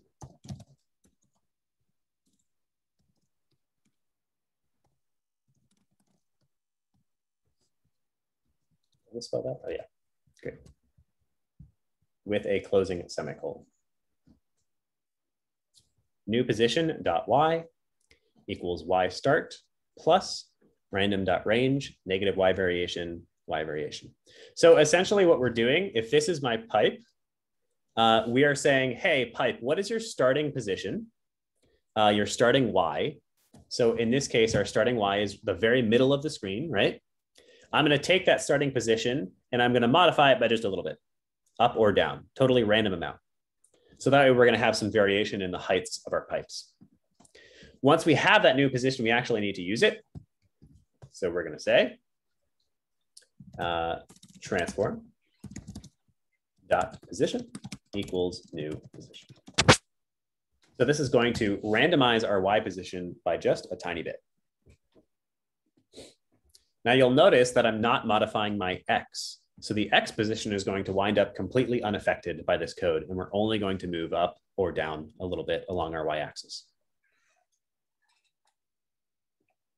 Okay. So at the start of the game, we're going to randomize our position a little bit. That's what we just wrote. Next, in our update is where we get a little bit more complicated, but still not too bad. So we're going to do some of the same code. You'll notice I'm kind of following the same architecture where I'm taking my current position. I don't know why the hell I'm using get component transform. Transform always has, you can always just say transform dot instead of having to do get component. It goes drunk or something. But you can see that I'm doing the exact same actual task. I'm making a new position variable that I set equal to the current position. And then I change that X position by just a little bit by whatever the speed currently is. What that is effectively doing, because it's happening in our update, is every frame I am moving the X just a tiny bit according to whatever the speed is. And because it's happening 30 to 60 times a second, to our human eye, it looks like it's just moving across the screen. So let's write that. We can say vector 3 new position equals our current position, transform.position. Transform, like I was saying, is a keyword, just like game object is. We're basically saying, hey, whatever our transform is. Because we know that all objects will have transforms, this is a special term that's always there for us to use. Then I'm going to take that new position, and I'm going to modify the X by whatever our speed currently is. So by doing things like this, by making a public speed variable, and then using that variable later, that allows us to modify that public variable to make this class more reusable. I can have some pipes that go fast and some pipes that don't. All right. Next, we are going to, so this next part of the code equals X restart. What is this guy in that range? Why did I call it extra content? That's totally fine. So the next part of the code is basically just when we reach too far across the far side of the screen, when we go past where the player can actually see, we're going to teleport to the other side. So here's how we're going to do that. We're going to say if transform.position .x is less than our, what did we call it? X bound. We're going to reset our X position. We're going to say new position dot X equals the X restart. X restart. So what this does is it says, hey, if we move too far past this left mark, this bound mark off the side of the screen, we're going to set our X position equal to the X restart, which is over on the right-hand side of the screen. So we're going to move over here, teleport back over and over again. And the last thing we're going to do here is this same line that we did up above. We're going to randomize our Y position so that every time we reset over here, we're randomizing our Y position a little bit so that the pipes are always different in our game of Flappy Bird. So we're going to say new position dot Y equals, and we can actually, if you want, you can just copy this entire line here, equals Y start plus random.range of a negative variation to a positive variation. So because variation is currently 2, when we say random.range, that's a function that's available to us to just pick between 2 numbers. So this is a -2 currently, and this is a +2 currently. So it will vary by a total margin of 4. Okay, and last thing we do is set our position equal to the current position. Transform.position equals new position. There you go. And that should actually be everything that we have to do to make our pipes function. All right, so let's see if this works. In order to test it,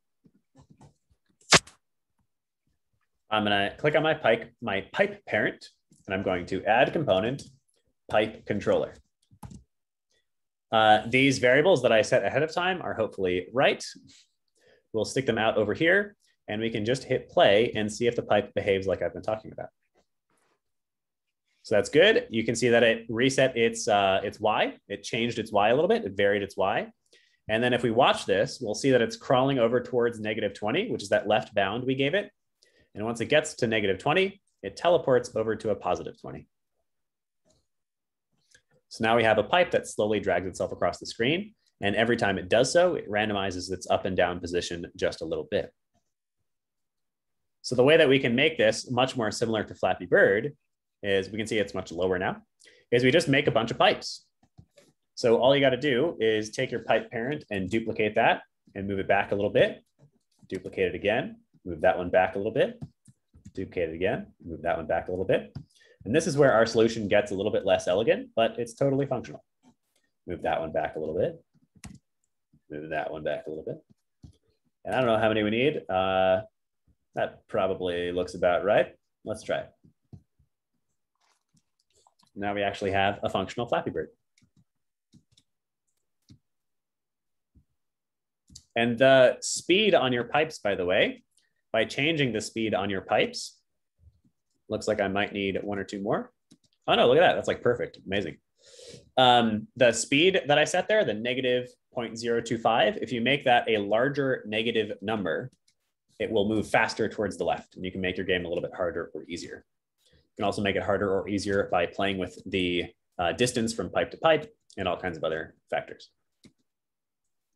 Okay, so the last thing is currently, if I hit these pipes, nothing actually happens. So why don't we add ourselves a destroyer?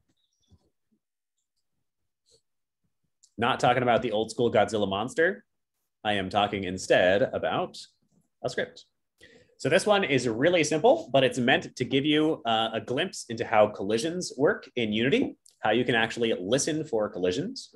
So I want you to go down to your scripts, add another C# script, and name this one Destroyer. Before I move on, actually, does everybody have their pipes? Is good? Nice. Hey, quick question. Is it possible, instead of like, just copy pasting it to have it spawn on its own, just have it repeat, randomize? Yeah, that is absolutely possible. So for the scope of this class, we only got 20 minutes left. I won't be showing you how to do that. But for you to look up later to understand how it works, you're going to look up instantiation. Object instantiation. Yep. So that's how you actually spawn stuff in Unity. So what you can do instead, Ashwin, is just have an object that spawns a new pipe and then have that pipe just delete itself. This same line, this same line here, once I get past this point, instead of doing all of this, you can say destroy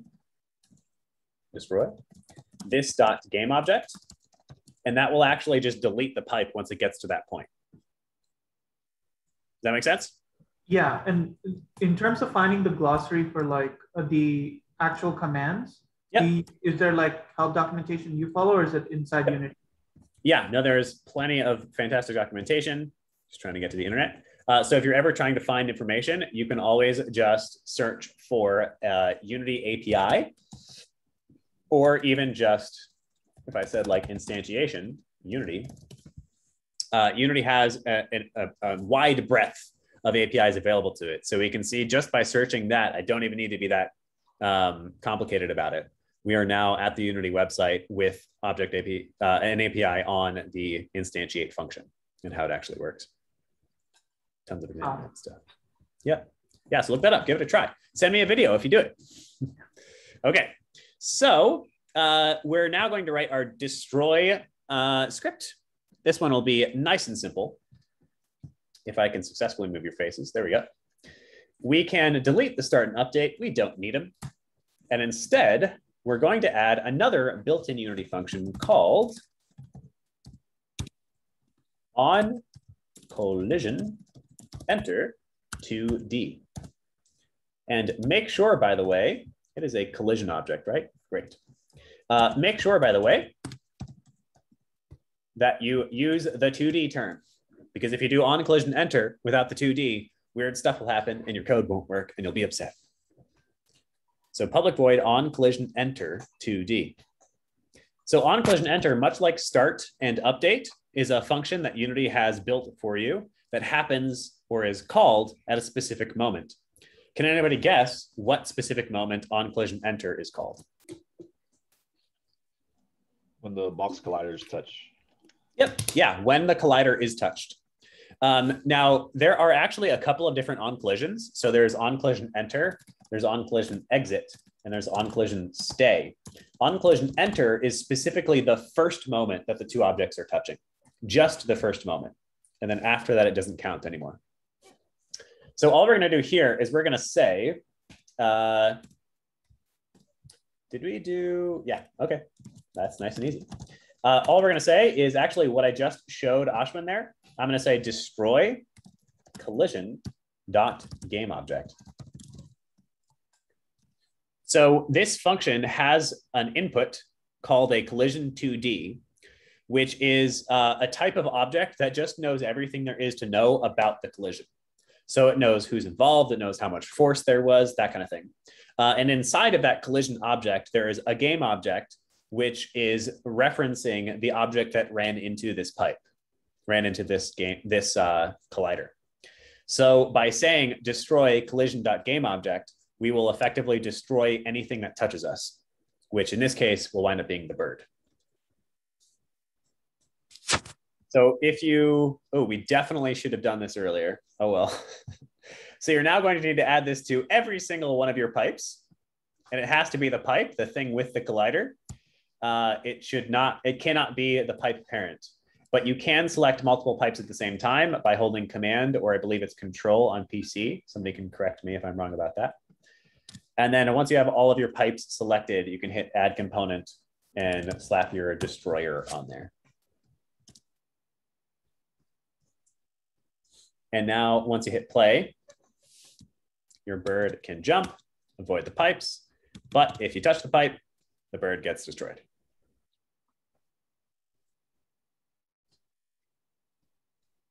All right. How are people doing with that?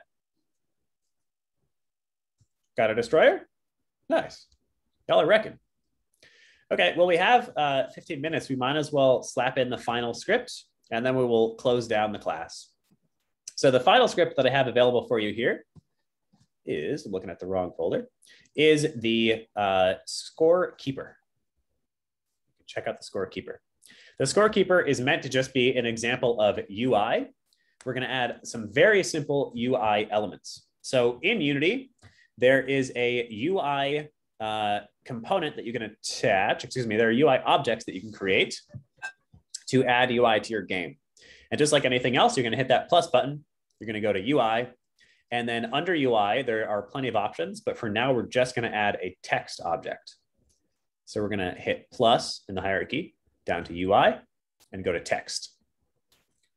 And we'll see that in the bottom left, it might be different for you, but at least for me, in the bottom left, I can see some text in the game. But that in my scene, it's freaking massive. This is just how the Unity developers designed it. I've always thought it a bit odd, but basically when you have a canvas, which is something that gets automatically created and all UI must exist underneath, it basically helps to scale everything to different screen sizes. The canvas will be super big. It is currently what's called a overlay canvas. It is something that displays over the current game, no matter what is visible on the current game. And they made it really, really big like this, I'm assuming, so that it's kind of in its own space when you're editing it. We can also edit this canvas, but because we're towards the end of class, there are other ways to do it. But because we're towards the end of the class, we're just going to leave this for now. You can grab your text object and slide it up to the top left of the screen.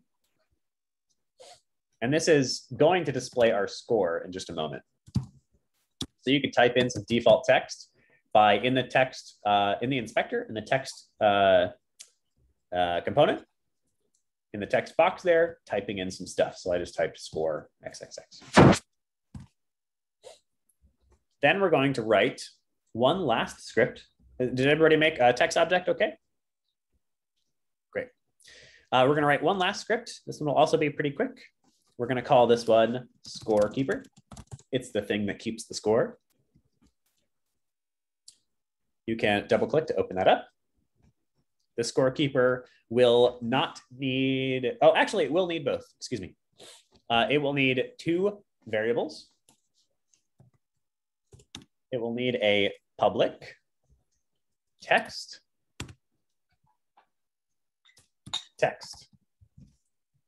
Uh-oh, something is wrong.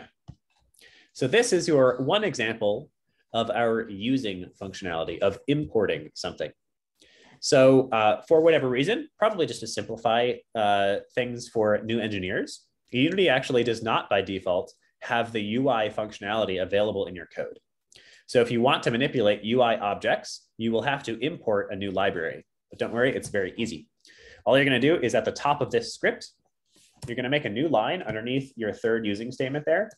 And you're going to write using Unity engine.ui with an uppercase U and an uppercase I. You'll see that now it automatically knows what a text object is because we've now imported a little bit more functionality into this script. We might as well call that score text. Make it a little bit more clear, stay organized. Then we're going to have, great. Oh, that's so interesting. Okay, cool. I wouldn't have actually done it this way, but it's kind of great. So you can delete the start function then actually. And we're going to have a private int score. And on our update function, we're going to set our score equal to quotation marks int time dot time. And then we're going to say score text dot text equals, this is where whatever you want to display should be written. So I'm going to write score, and then I'm going to add with a plus the actual score variable.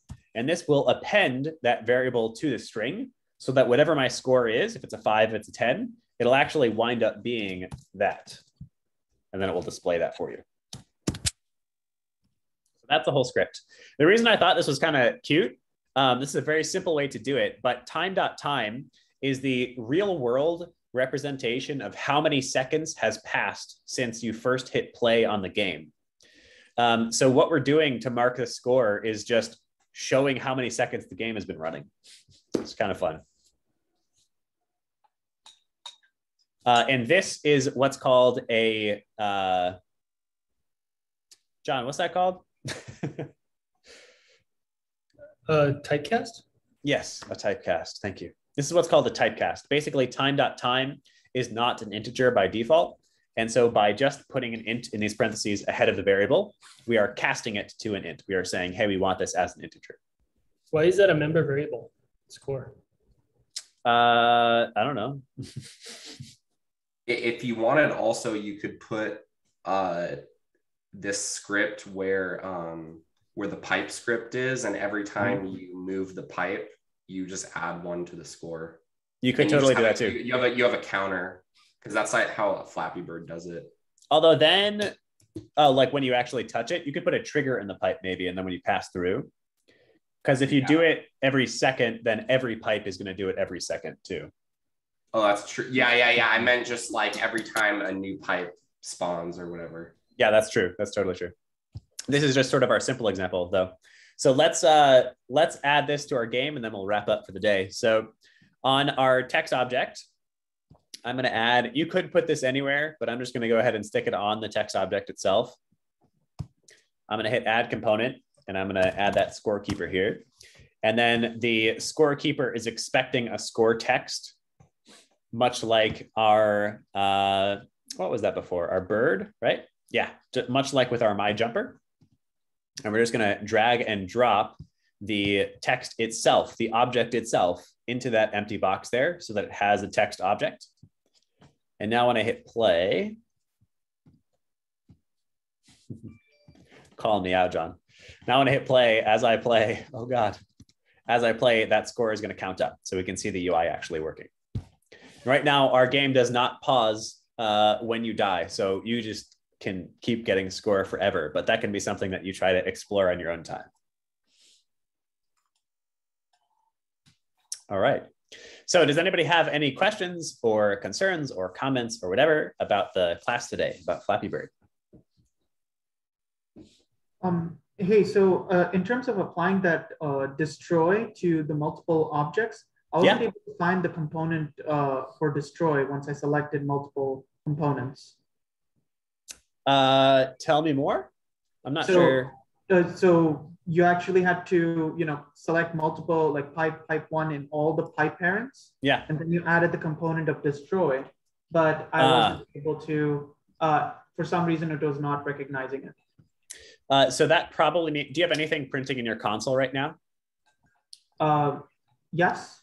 So if there are errors in your console, it will not compile. And so the script won't be, Unity will not know about it. Okay. Let me see if I can do it manually. But okay. But apart from that, really, thank you. This is awesome. Sure. Yes, absolutely. Yeah. So let me, does anybody else have any other questions before we close it up? Super specific question. Yeah, while there's time. Yeah. At some point when adding the canvas, I totally lost my camera. I can't see my Flappy Bird anywhere in the scene display. How do you recenter that? How do you get that back? Yeah, so like you're like way off over here or something? Exactly, I have no clue. So this is a super simple Unity tool that is almost essential. If you double click on anything, your scene will snap to it. Aha, thank you. Yep. All right, what was, I think Andy was about to ask something? Yeah, well, question, just out of curiosity, if you don't mind speaking about it, when you started learning Unity, what was your path? Did you go through like official tutorials? Is there anything that you'd recommend today? That's a great point. So let's see, I started with Unity at Lumosity, and so the company sort of started investigating it together. So a lot of it was just doing tutorials, but what I will often do is do 1 or 2 little tutorials that I find online. One that I always recommend is Unity Rollerball. If you search that one up, that's like, it's ancient, but it's still good. I'll do 1 or 2 little ones like that, so I sort of understand the code and the architecture of everything, and then I'll build my own games. As quickly as possible, I'll move into making my own games, because I think that just is a much better learning experience, at least for me. Yeah, and Andy, what I also recommend for you is check out the asset store. There's tons of pre-built assets, and then try to take other people's code and then build it into what you're trying to create, and just start trying to build your game. That's the best way to get started. And then when you run into specific roadblocks, just Google it. It'll show up on Stack Overflow or Unity message board, and you just kind of learn by just doing. Something. So yeah. Awesome. And with Jordan and John in the channel, are they like former students that have taken your class, or how do you know them already? Yeah. So I can answer for that. So I'm the meetup organizer. And yeah, I don't know. I work also with Will as well. So I mean, it goes both ways. So yeah. So I will. So basically, the Indie Game Academy, to answer that question, is, like I said, all about accelerating people through the process of getting acquainted with building games, getting you building your games as quickly as possible and running your own studios as quickly as possible. So part of why we ran this class today is to potentially interest you in a program we have coming up next week, which John is teaching. That's why he's here. So starting next week, we have a month-long program where the classes will be very similar to this. You're following along with John as he teaches you how to build games. In that program, you will build both Peggle and your own version of Mario, a sort of customized platformer. And you will finish by publishing the Mario game up online on itch. So how I like to do this is basically, if you are interested in learning more about that program and potentially joining, stay on the line and we can all chat about it together. If you're feeling like you had a good class today and you're all done, that is totally fine and you can take off. I'd love to invite you to IGA. Jordan, you cool with that? Yeah, totally. All right. So here, if nothing else, I'd love to, yes, great. If nothing else, I'd love to invite you to our own Discord and our own community. The big thing that IGA tries to be, like I said, is this accelerator, but we also are focused a lot on being sort of ethically minded. We're pushing for games to be a force for good. So it's a community of people who think that games can do good stuff in the world. So we're really wonderful people. Jordan is actually basically working as our CMO right now. He's helping us with a lot of marketing and rebuilding our site. That's how we wound up collaborating together. So I have had a fantastic time with all of you. Thank you for being here. This has been glorious. If you're interested in talking about IGA Level 2, the program that starts next week, hang out, we'll talk about it. If not, thank you for being here, and I hope to see you again soon. Thank you very much. You're a fantastic teacher. Thanks, man. I try. All right. Give you a hot second. Okay. So does that mean you guys want to hear more? Sure. Let's do it. Nice. Well, that's easy. Okay, let's do it. So I can share this link with you a little bit later, but I will run you through the website as it stands today. We have sort of an interesting setup. We started with building this really big 3-month-long program where we sort people into the houses like imagine Harry Potter with games poured all over the top. And these houses like compete with each other for a house cup. They actually go from nothing to ideating a game to producing the game to post-production, releasing and monetizing this game all together. So it is an indie game accelerator, like I said. But we realized very quickly that that's like a lot to ask of somebody to just jump into. So we decided to move that, and we call it now IGA level 3. And we have these 2 smaller programs ahead of it. And level 2 is starting next week. So level 2 is our 1 month long program. Like I said, during the 1 month, the primary thing you're doing is getting your technical skill set underneath your feet.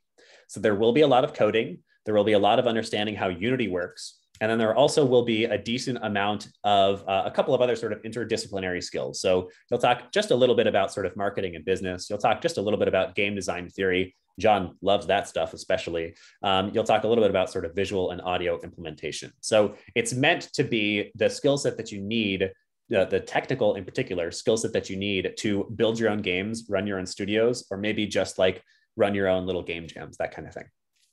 The program starts next week, like I said, on the 16th, that's Monday. It is 7 p.m. to 9 p.m. Eastern time. For Pacific people over here, that means it is 4 p.m. to 6 p.m. on Mondays and Wednesdays. It runs for 1 month, so that's 8 classes. The classes are very similar to what you just did, except they are a little bit more slow. Although today wasn't too bad, you guys did great, and a little bit more in depth. So instead of just saying like, here's what you need to know, here's what you need to know, John is actually going to be investigating with you, talking with you, exploring with you.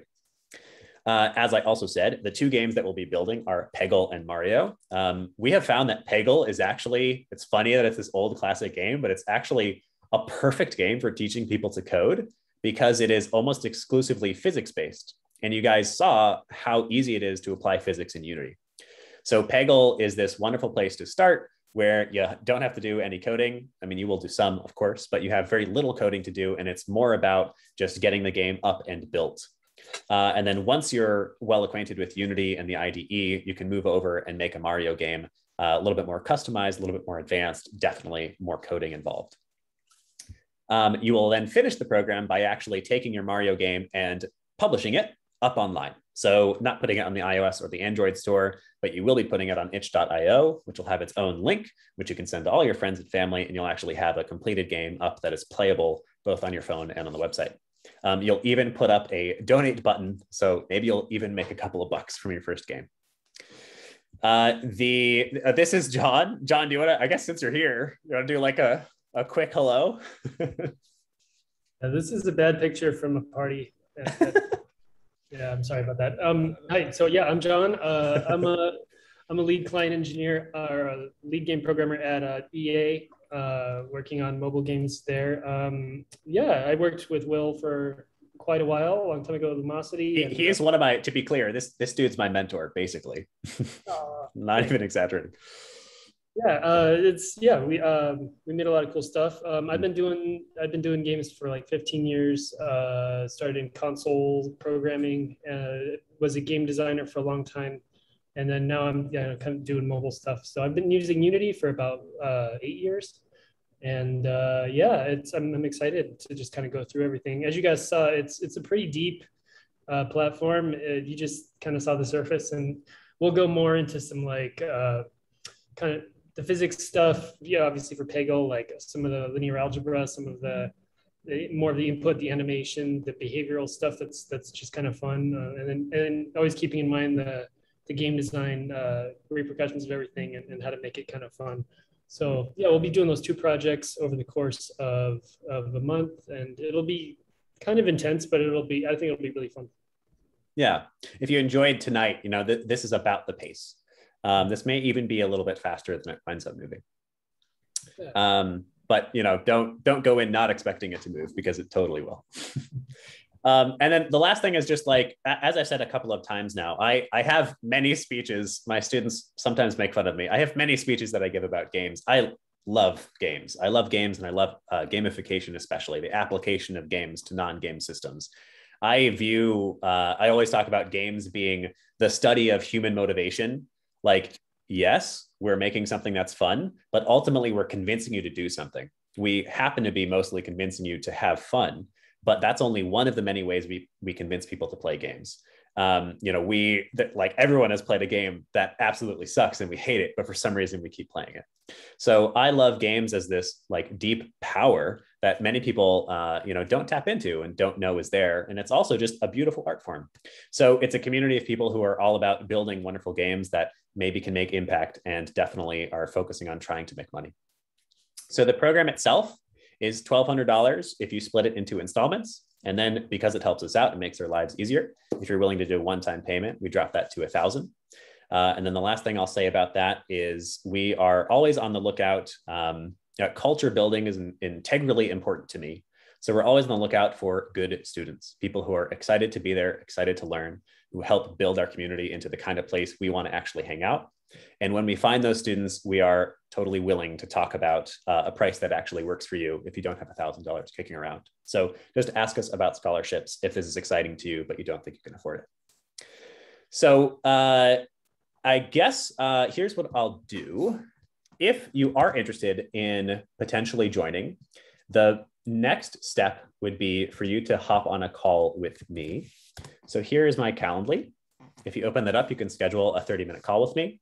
No obligations at all. We can just hop on. We can talk about stuff. We can talk about your lives. We can talk about breaking into the industry, whatever you need.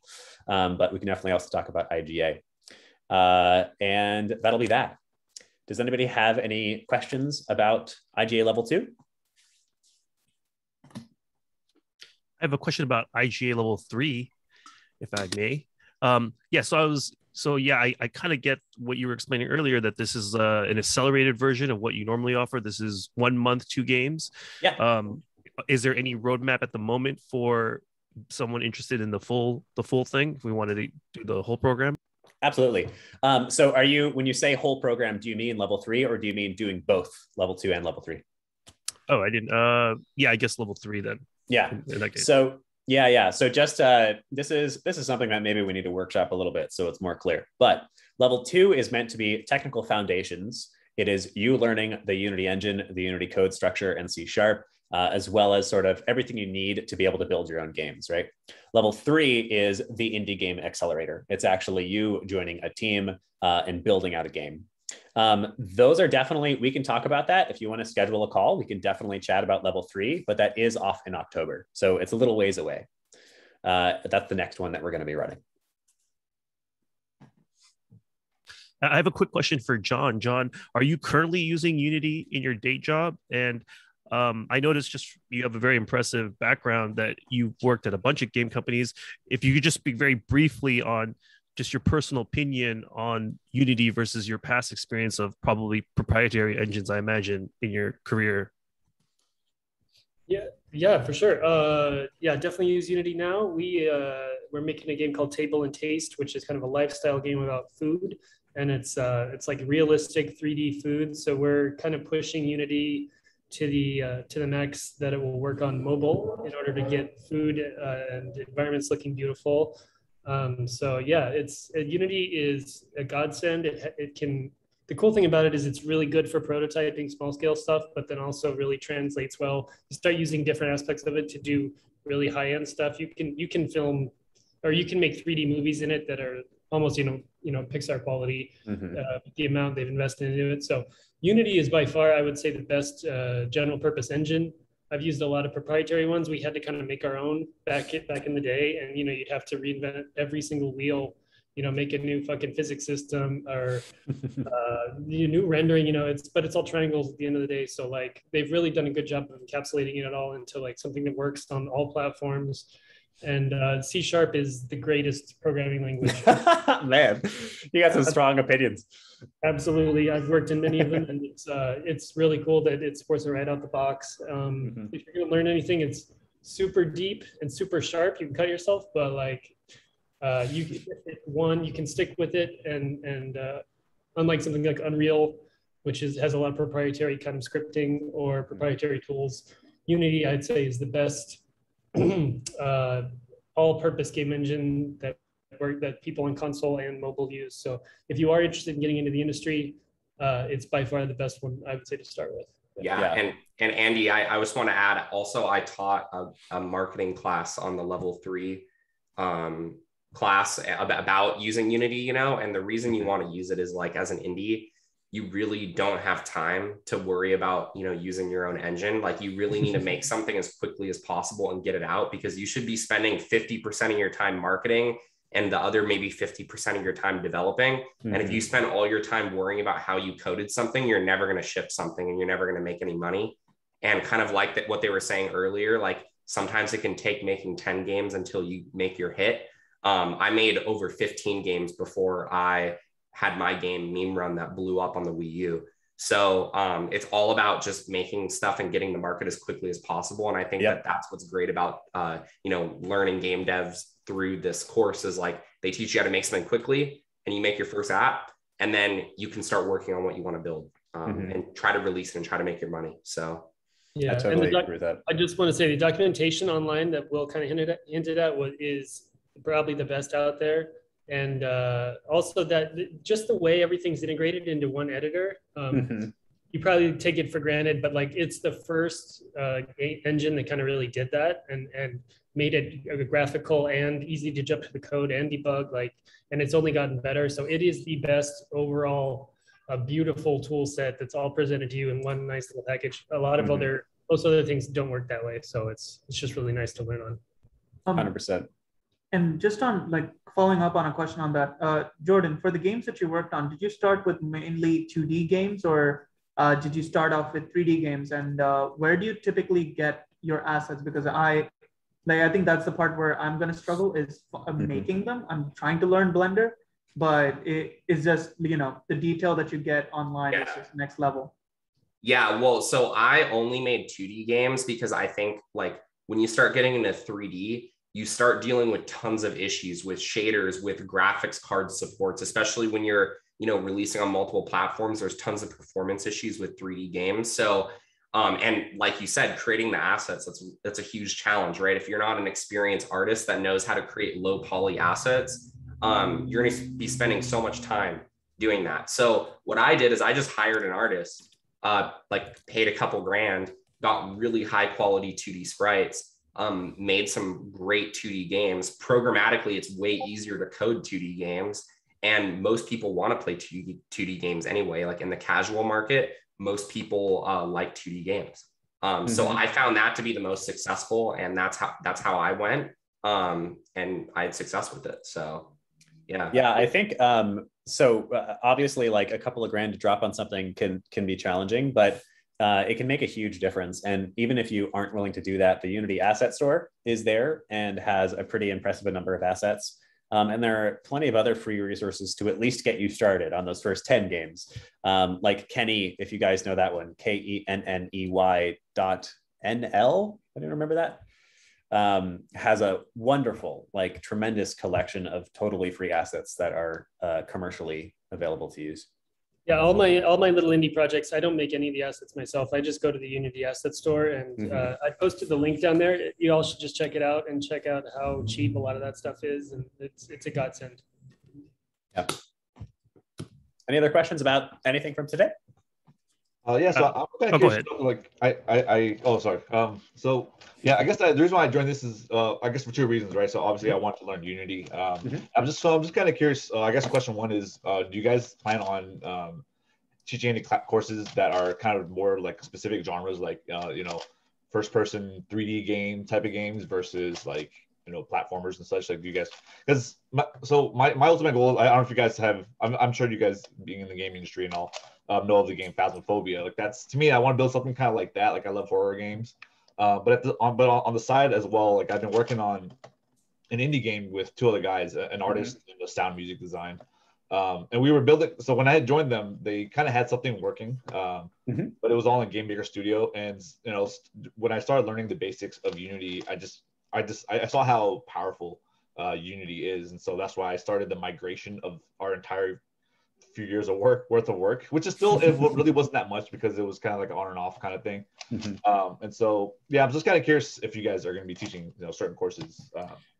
That are you asking about IGA, or are you asking about SF game dev? Both, actually. Yeah, I think, I don't know about Jordan. For IGA at least, we're sort of doubling down on these core 3 classes, the level 1, 2, and 3, before we consider anything else. I have so many dreams, I have dreams about us, talking about like building games specifically on Twitch and classes like that. That one's actually Jordan's dream. I'm stealing it. But, all kinds of stuff that we would actually love to do. One that I'm really excited about is offering classes specifically for children, like really young students, to be able to understand Unity and how to actually build games there. But at least for now, we're just doing this base level couple of classes. However, the sort of purpose of level 3, there is little to no engineering classes in level 3. The reason that we do level 3 is to let you build whatever the hell you want to build and support you in building it.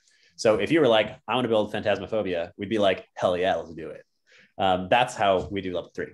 But Jordan, I think, would be able to say about this one. Yeah, well, so what I can tell you about like our meetup group, right? So this event like is very hands-on, right? You got to build something. Our meetups normally aren't necessarily always like this. We have people from the industry come in, let's say from like Activision or big game studios, and they talk about game development on a more higher level, right? Mm-hmm. And more strategies around marketing and stuff like that. So if you want to create like an FPS, right? That's a very like large sort of game for your first game. Like you're thinking big, and I love that.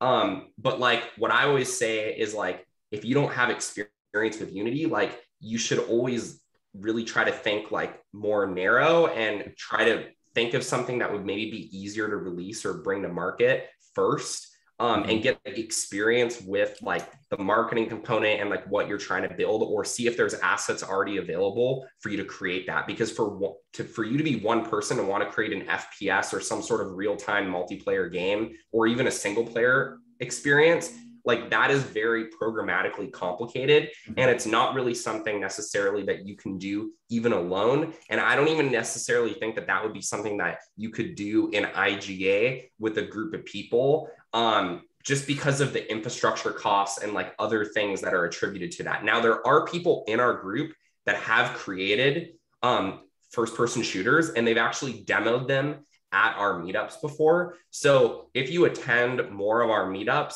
you can probably network with those people. You could probably ask them like, how did you do it? Like maybe you could pick their brain. They would probably love to work with you. But I think that you should probably network with more professionals before you try to get involved on working on such a large scale project. If that, I hope that helps, but yeah. Cool. I don't think that's don't be discouraged, but I think Jordan offers very wise advice. Games are fundamentally larger than people tend to think they are. Like, take more effort, than people tend to think they are. So I think it is a good idea to start with the small stuff. Stardew Valley, if you're familiar with that one, that was one guy, but that took him 4 years, and that is a simpler game than an FPS.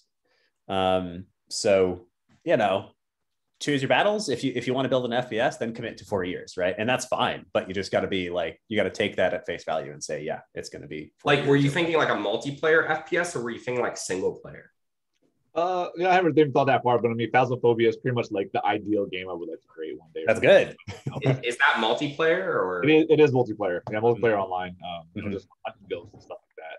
Yeah, so I think that's great, but I would say anything multiplayer, even 2D multiplayer, is like just insanely difficult. Like you have to deal with network protocols. You have to deal with insane amount of infrastructure to support any sort of multiplayer experience. So I would say like first think single player. You can create an FPS single player, and I think you could do that alone. But I think that that's even harder to do than like, let's say a 2D, like maybe roguelike shooter. I think that is more something that you should do for like your first project, right? So basically, my first like kind of bigger Unity project that I'm already kind of working on migrating is this other project that I started 4 years ago with these two other guys. And it is like a 2D, 16-bit kind of Super Nintendo style graphics, like dungeon crawler, all set in the 80s and such, with like cool synth wave music and all that. But it's just like so I've just kind of been working on migrating that over to Unity, because I feel like kind of like what you said, kind of trying to jump into FPS like right off the bat to me just seems a little bit difficult considering my limited Unity knowledge. And so I think kind of building this game on the 2D in a 2D project is probably a better probably a better learning experience. Just out of curiosity, another follow-up question as well is like, do you guys have any or plan on having any other like type of meetups where it's kind of just like, show us what you got and what are these issues, and maybe like almost kind of like office hours, right? Because like for instance, like I'm super stuck on an issue right now, and I don't know how to like I don't specifically know how to Google like that. Like it's too specific to Google that particular question. I'd rather just show people. We did back when we did in-person events at the Reactor, we would have over 200 RSVPs. We would have like 80 people in the door, and we would do these events once a month. But because of COVID, that wiped everything out, and then we basically just went MIA. So I'm trying to start this up again. I would say that this meetup that we're having on August 24th, the Twilio meetup, that's a great place where you can network with people. So I would say attend that. But then going forward, like month after month, I want to find an in-person venue where we can actually meet in person and we can start showing off our games. And I want to start that up really as soon as possible. So yeah, like definitely once I can find a venue, let's meet up and you can meet other game developers locally here in SF. So yeah, that'd be great. I mean, my artist actually told me about this event, so I was like, oh, might as well attend it, just check it out. And I think I told him to also try to attend that Twilio one, just to kind of check it out as well. But yeah, I think just being able to network with and like Bay Area developers, and like, ideally that's our goal, is to try to build some unicorn game that blows up or something. Yeah. Well, guys, I gotta run actually. I got plans at 8, but it was good chatting with all you guys, and thank you guys so much for coming. I appreciate it. Absolutely. Thanks for the answers, Jordan. Yes, definitely. So I'm going to take off too, but if anybody is interested in chatting about IGA level 2, definitely schedule a one-on-one. The link is there in the chat, but I also put in an info session if you want to dive deep. It's mostly what we talked about, but if you want one more touch point before deciding whether or not to do it.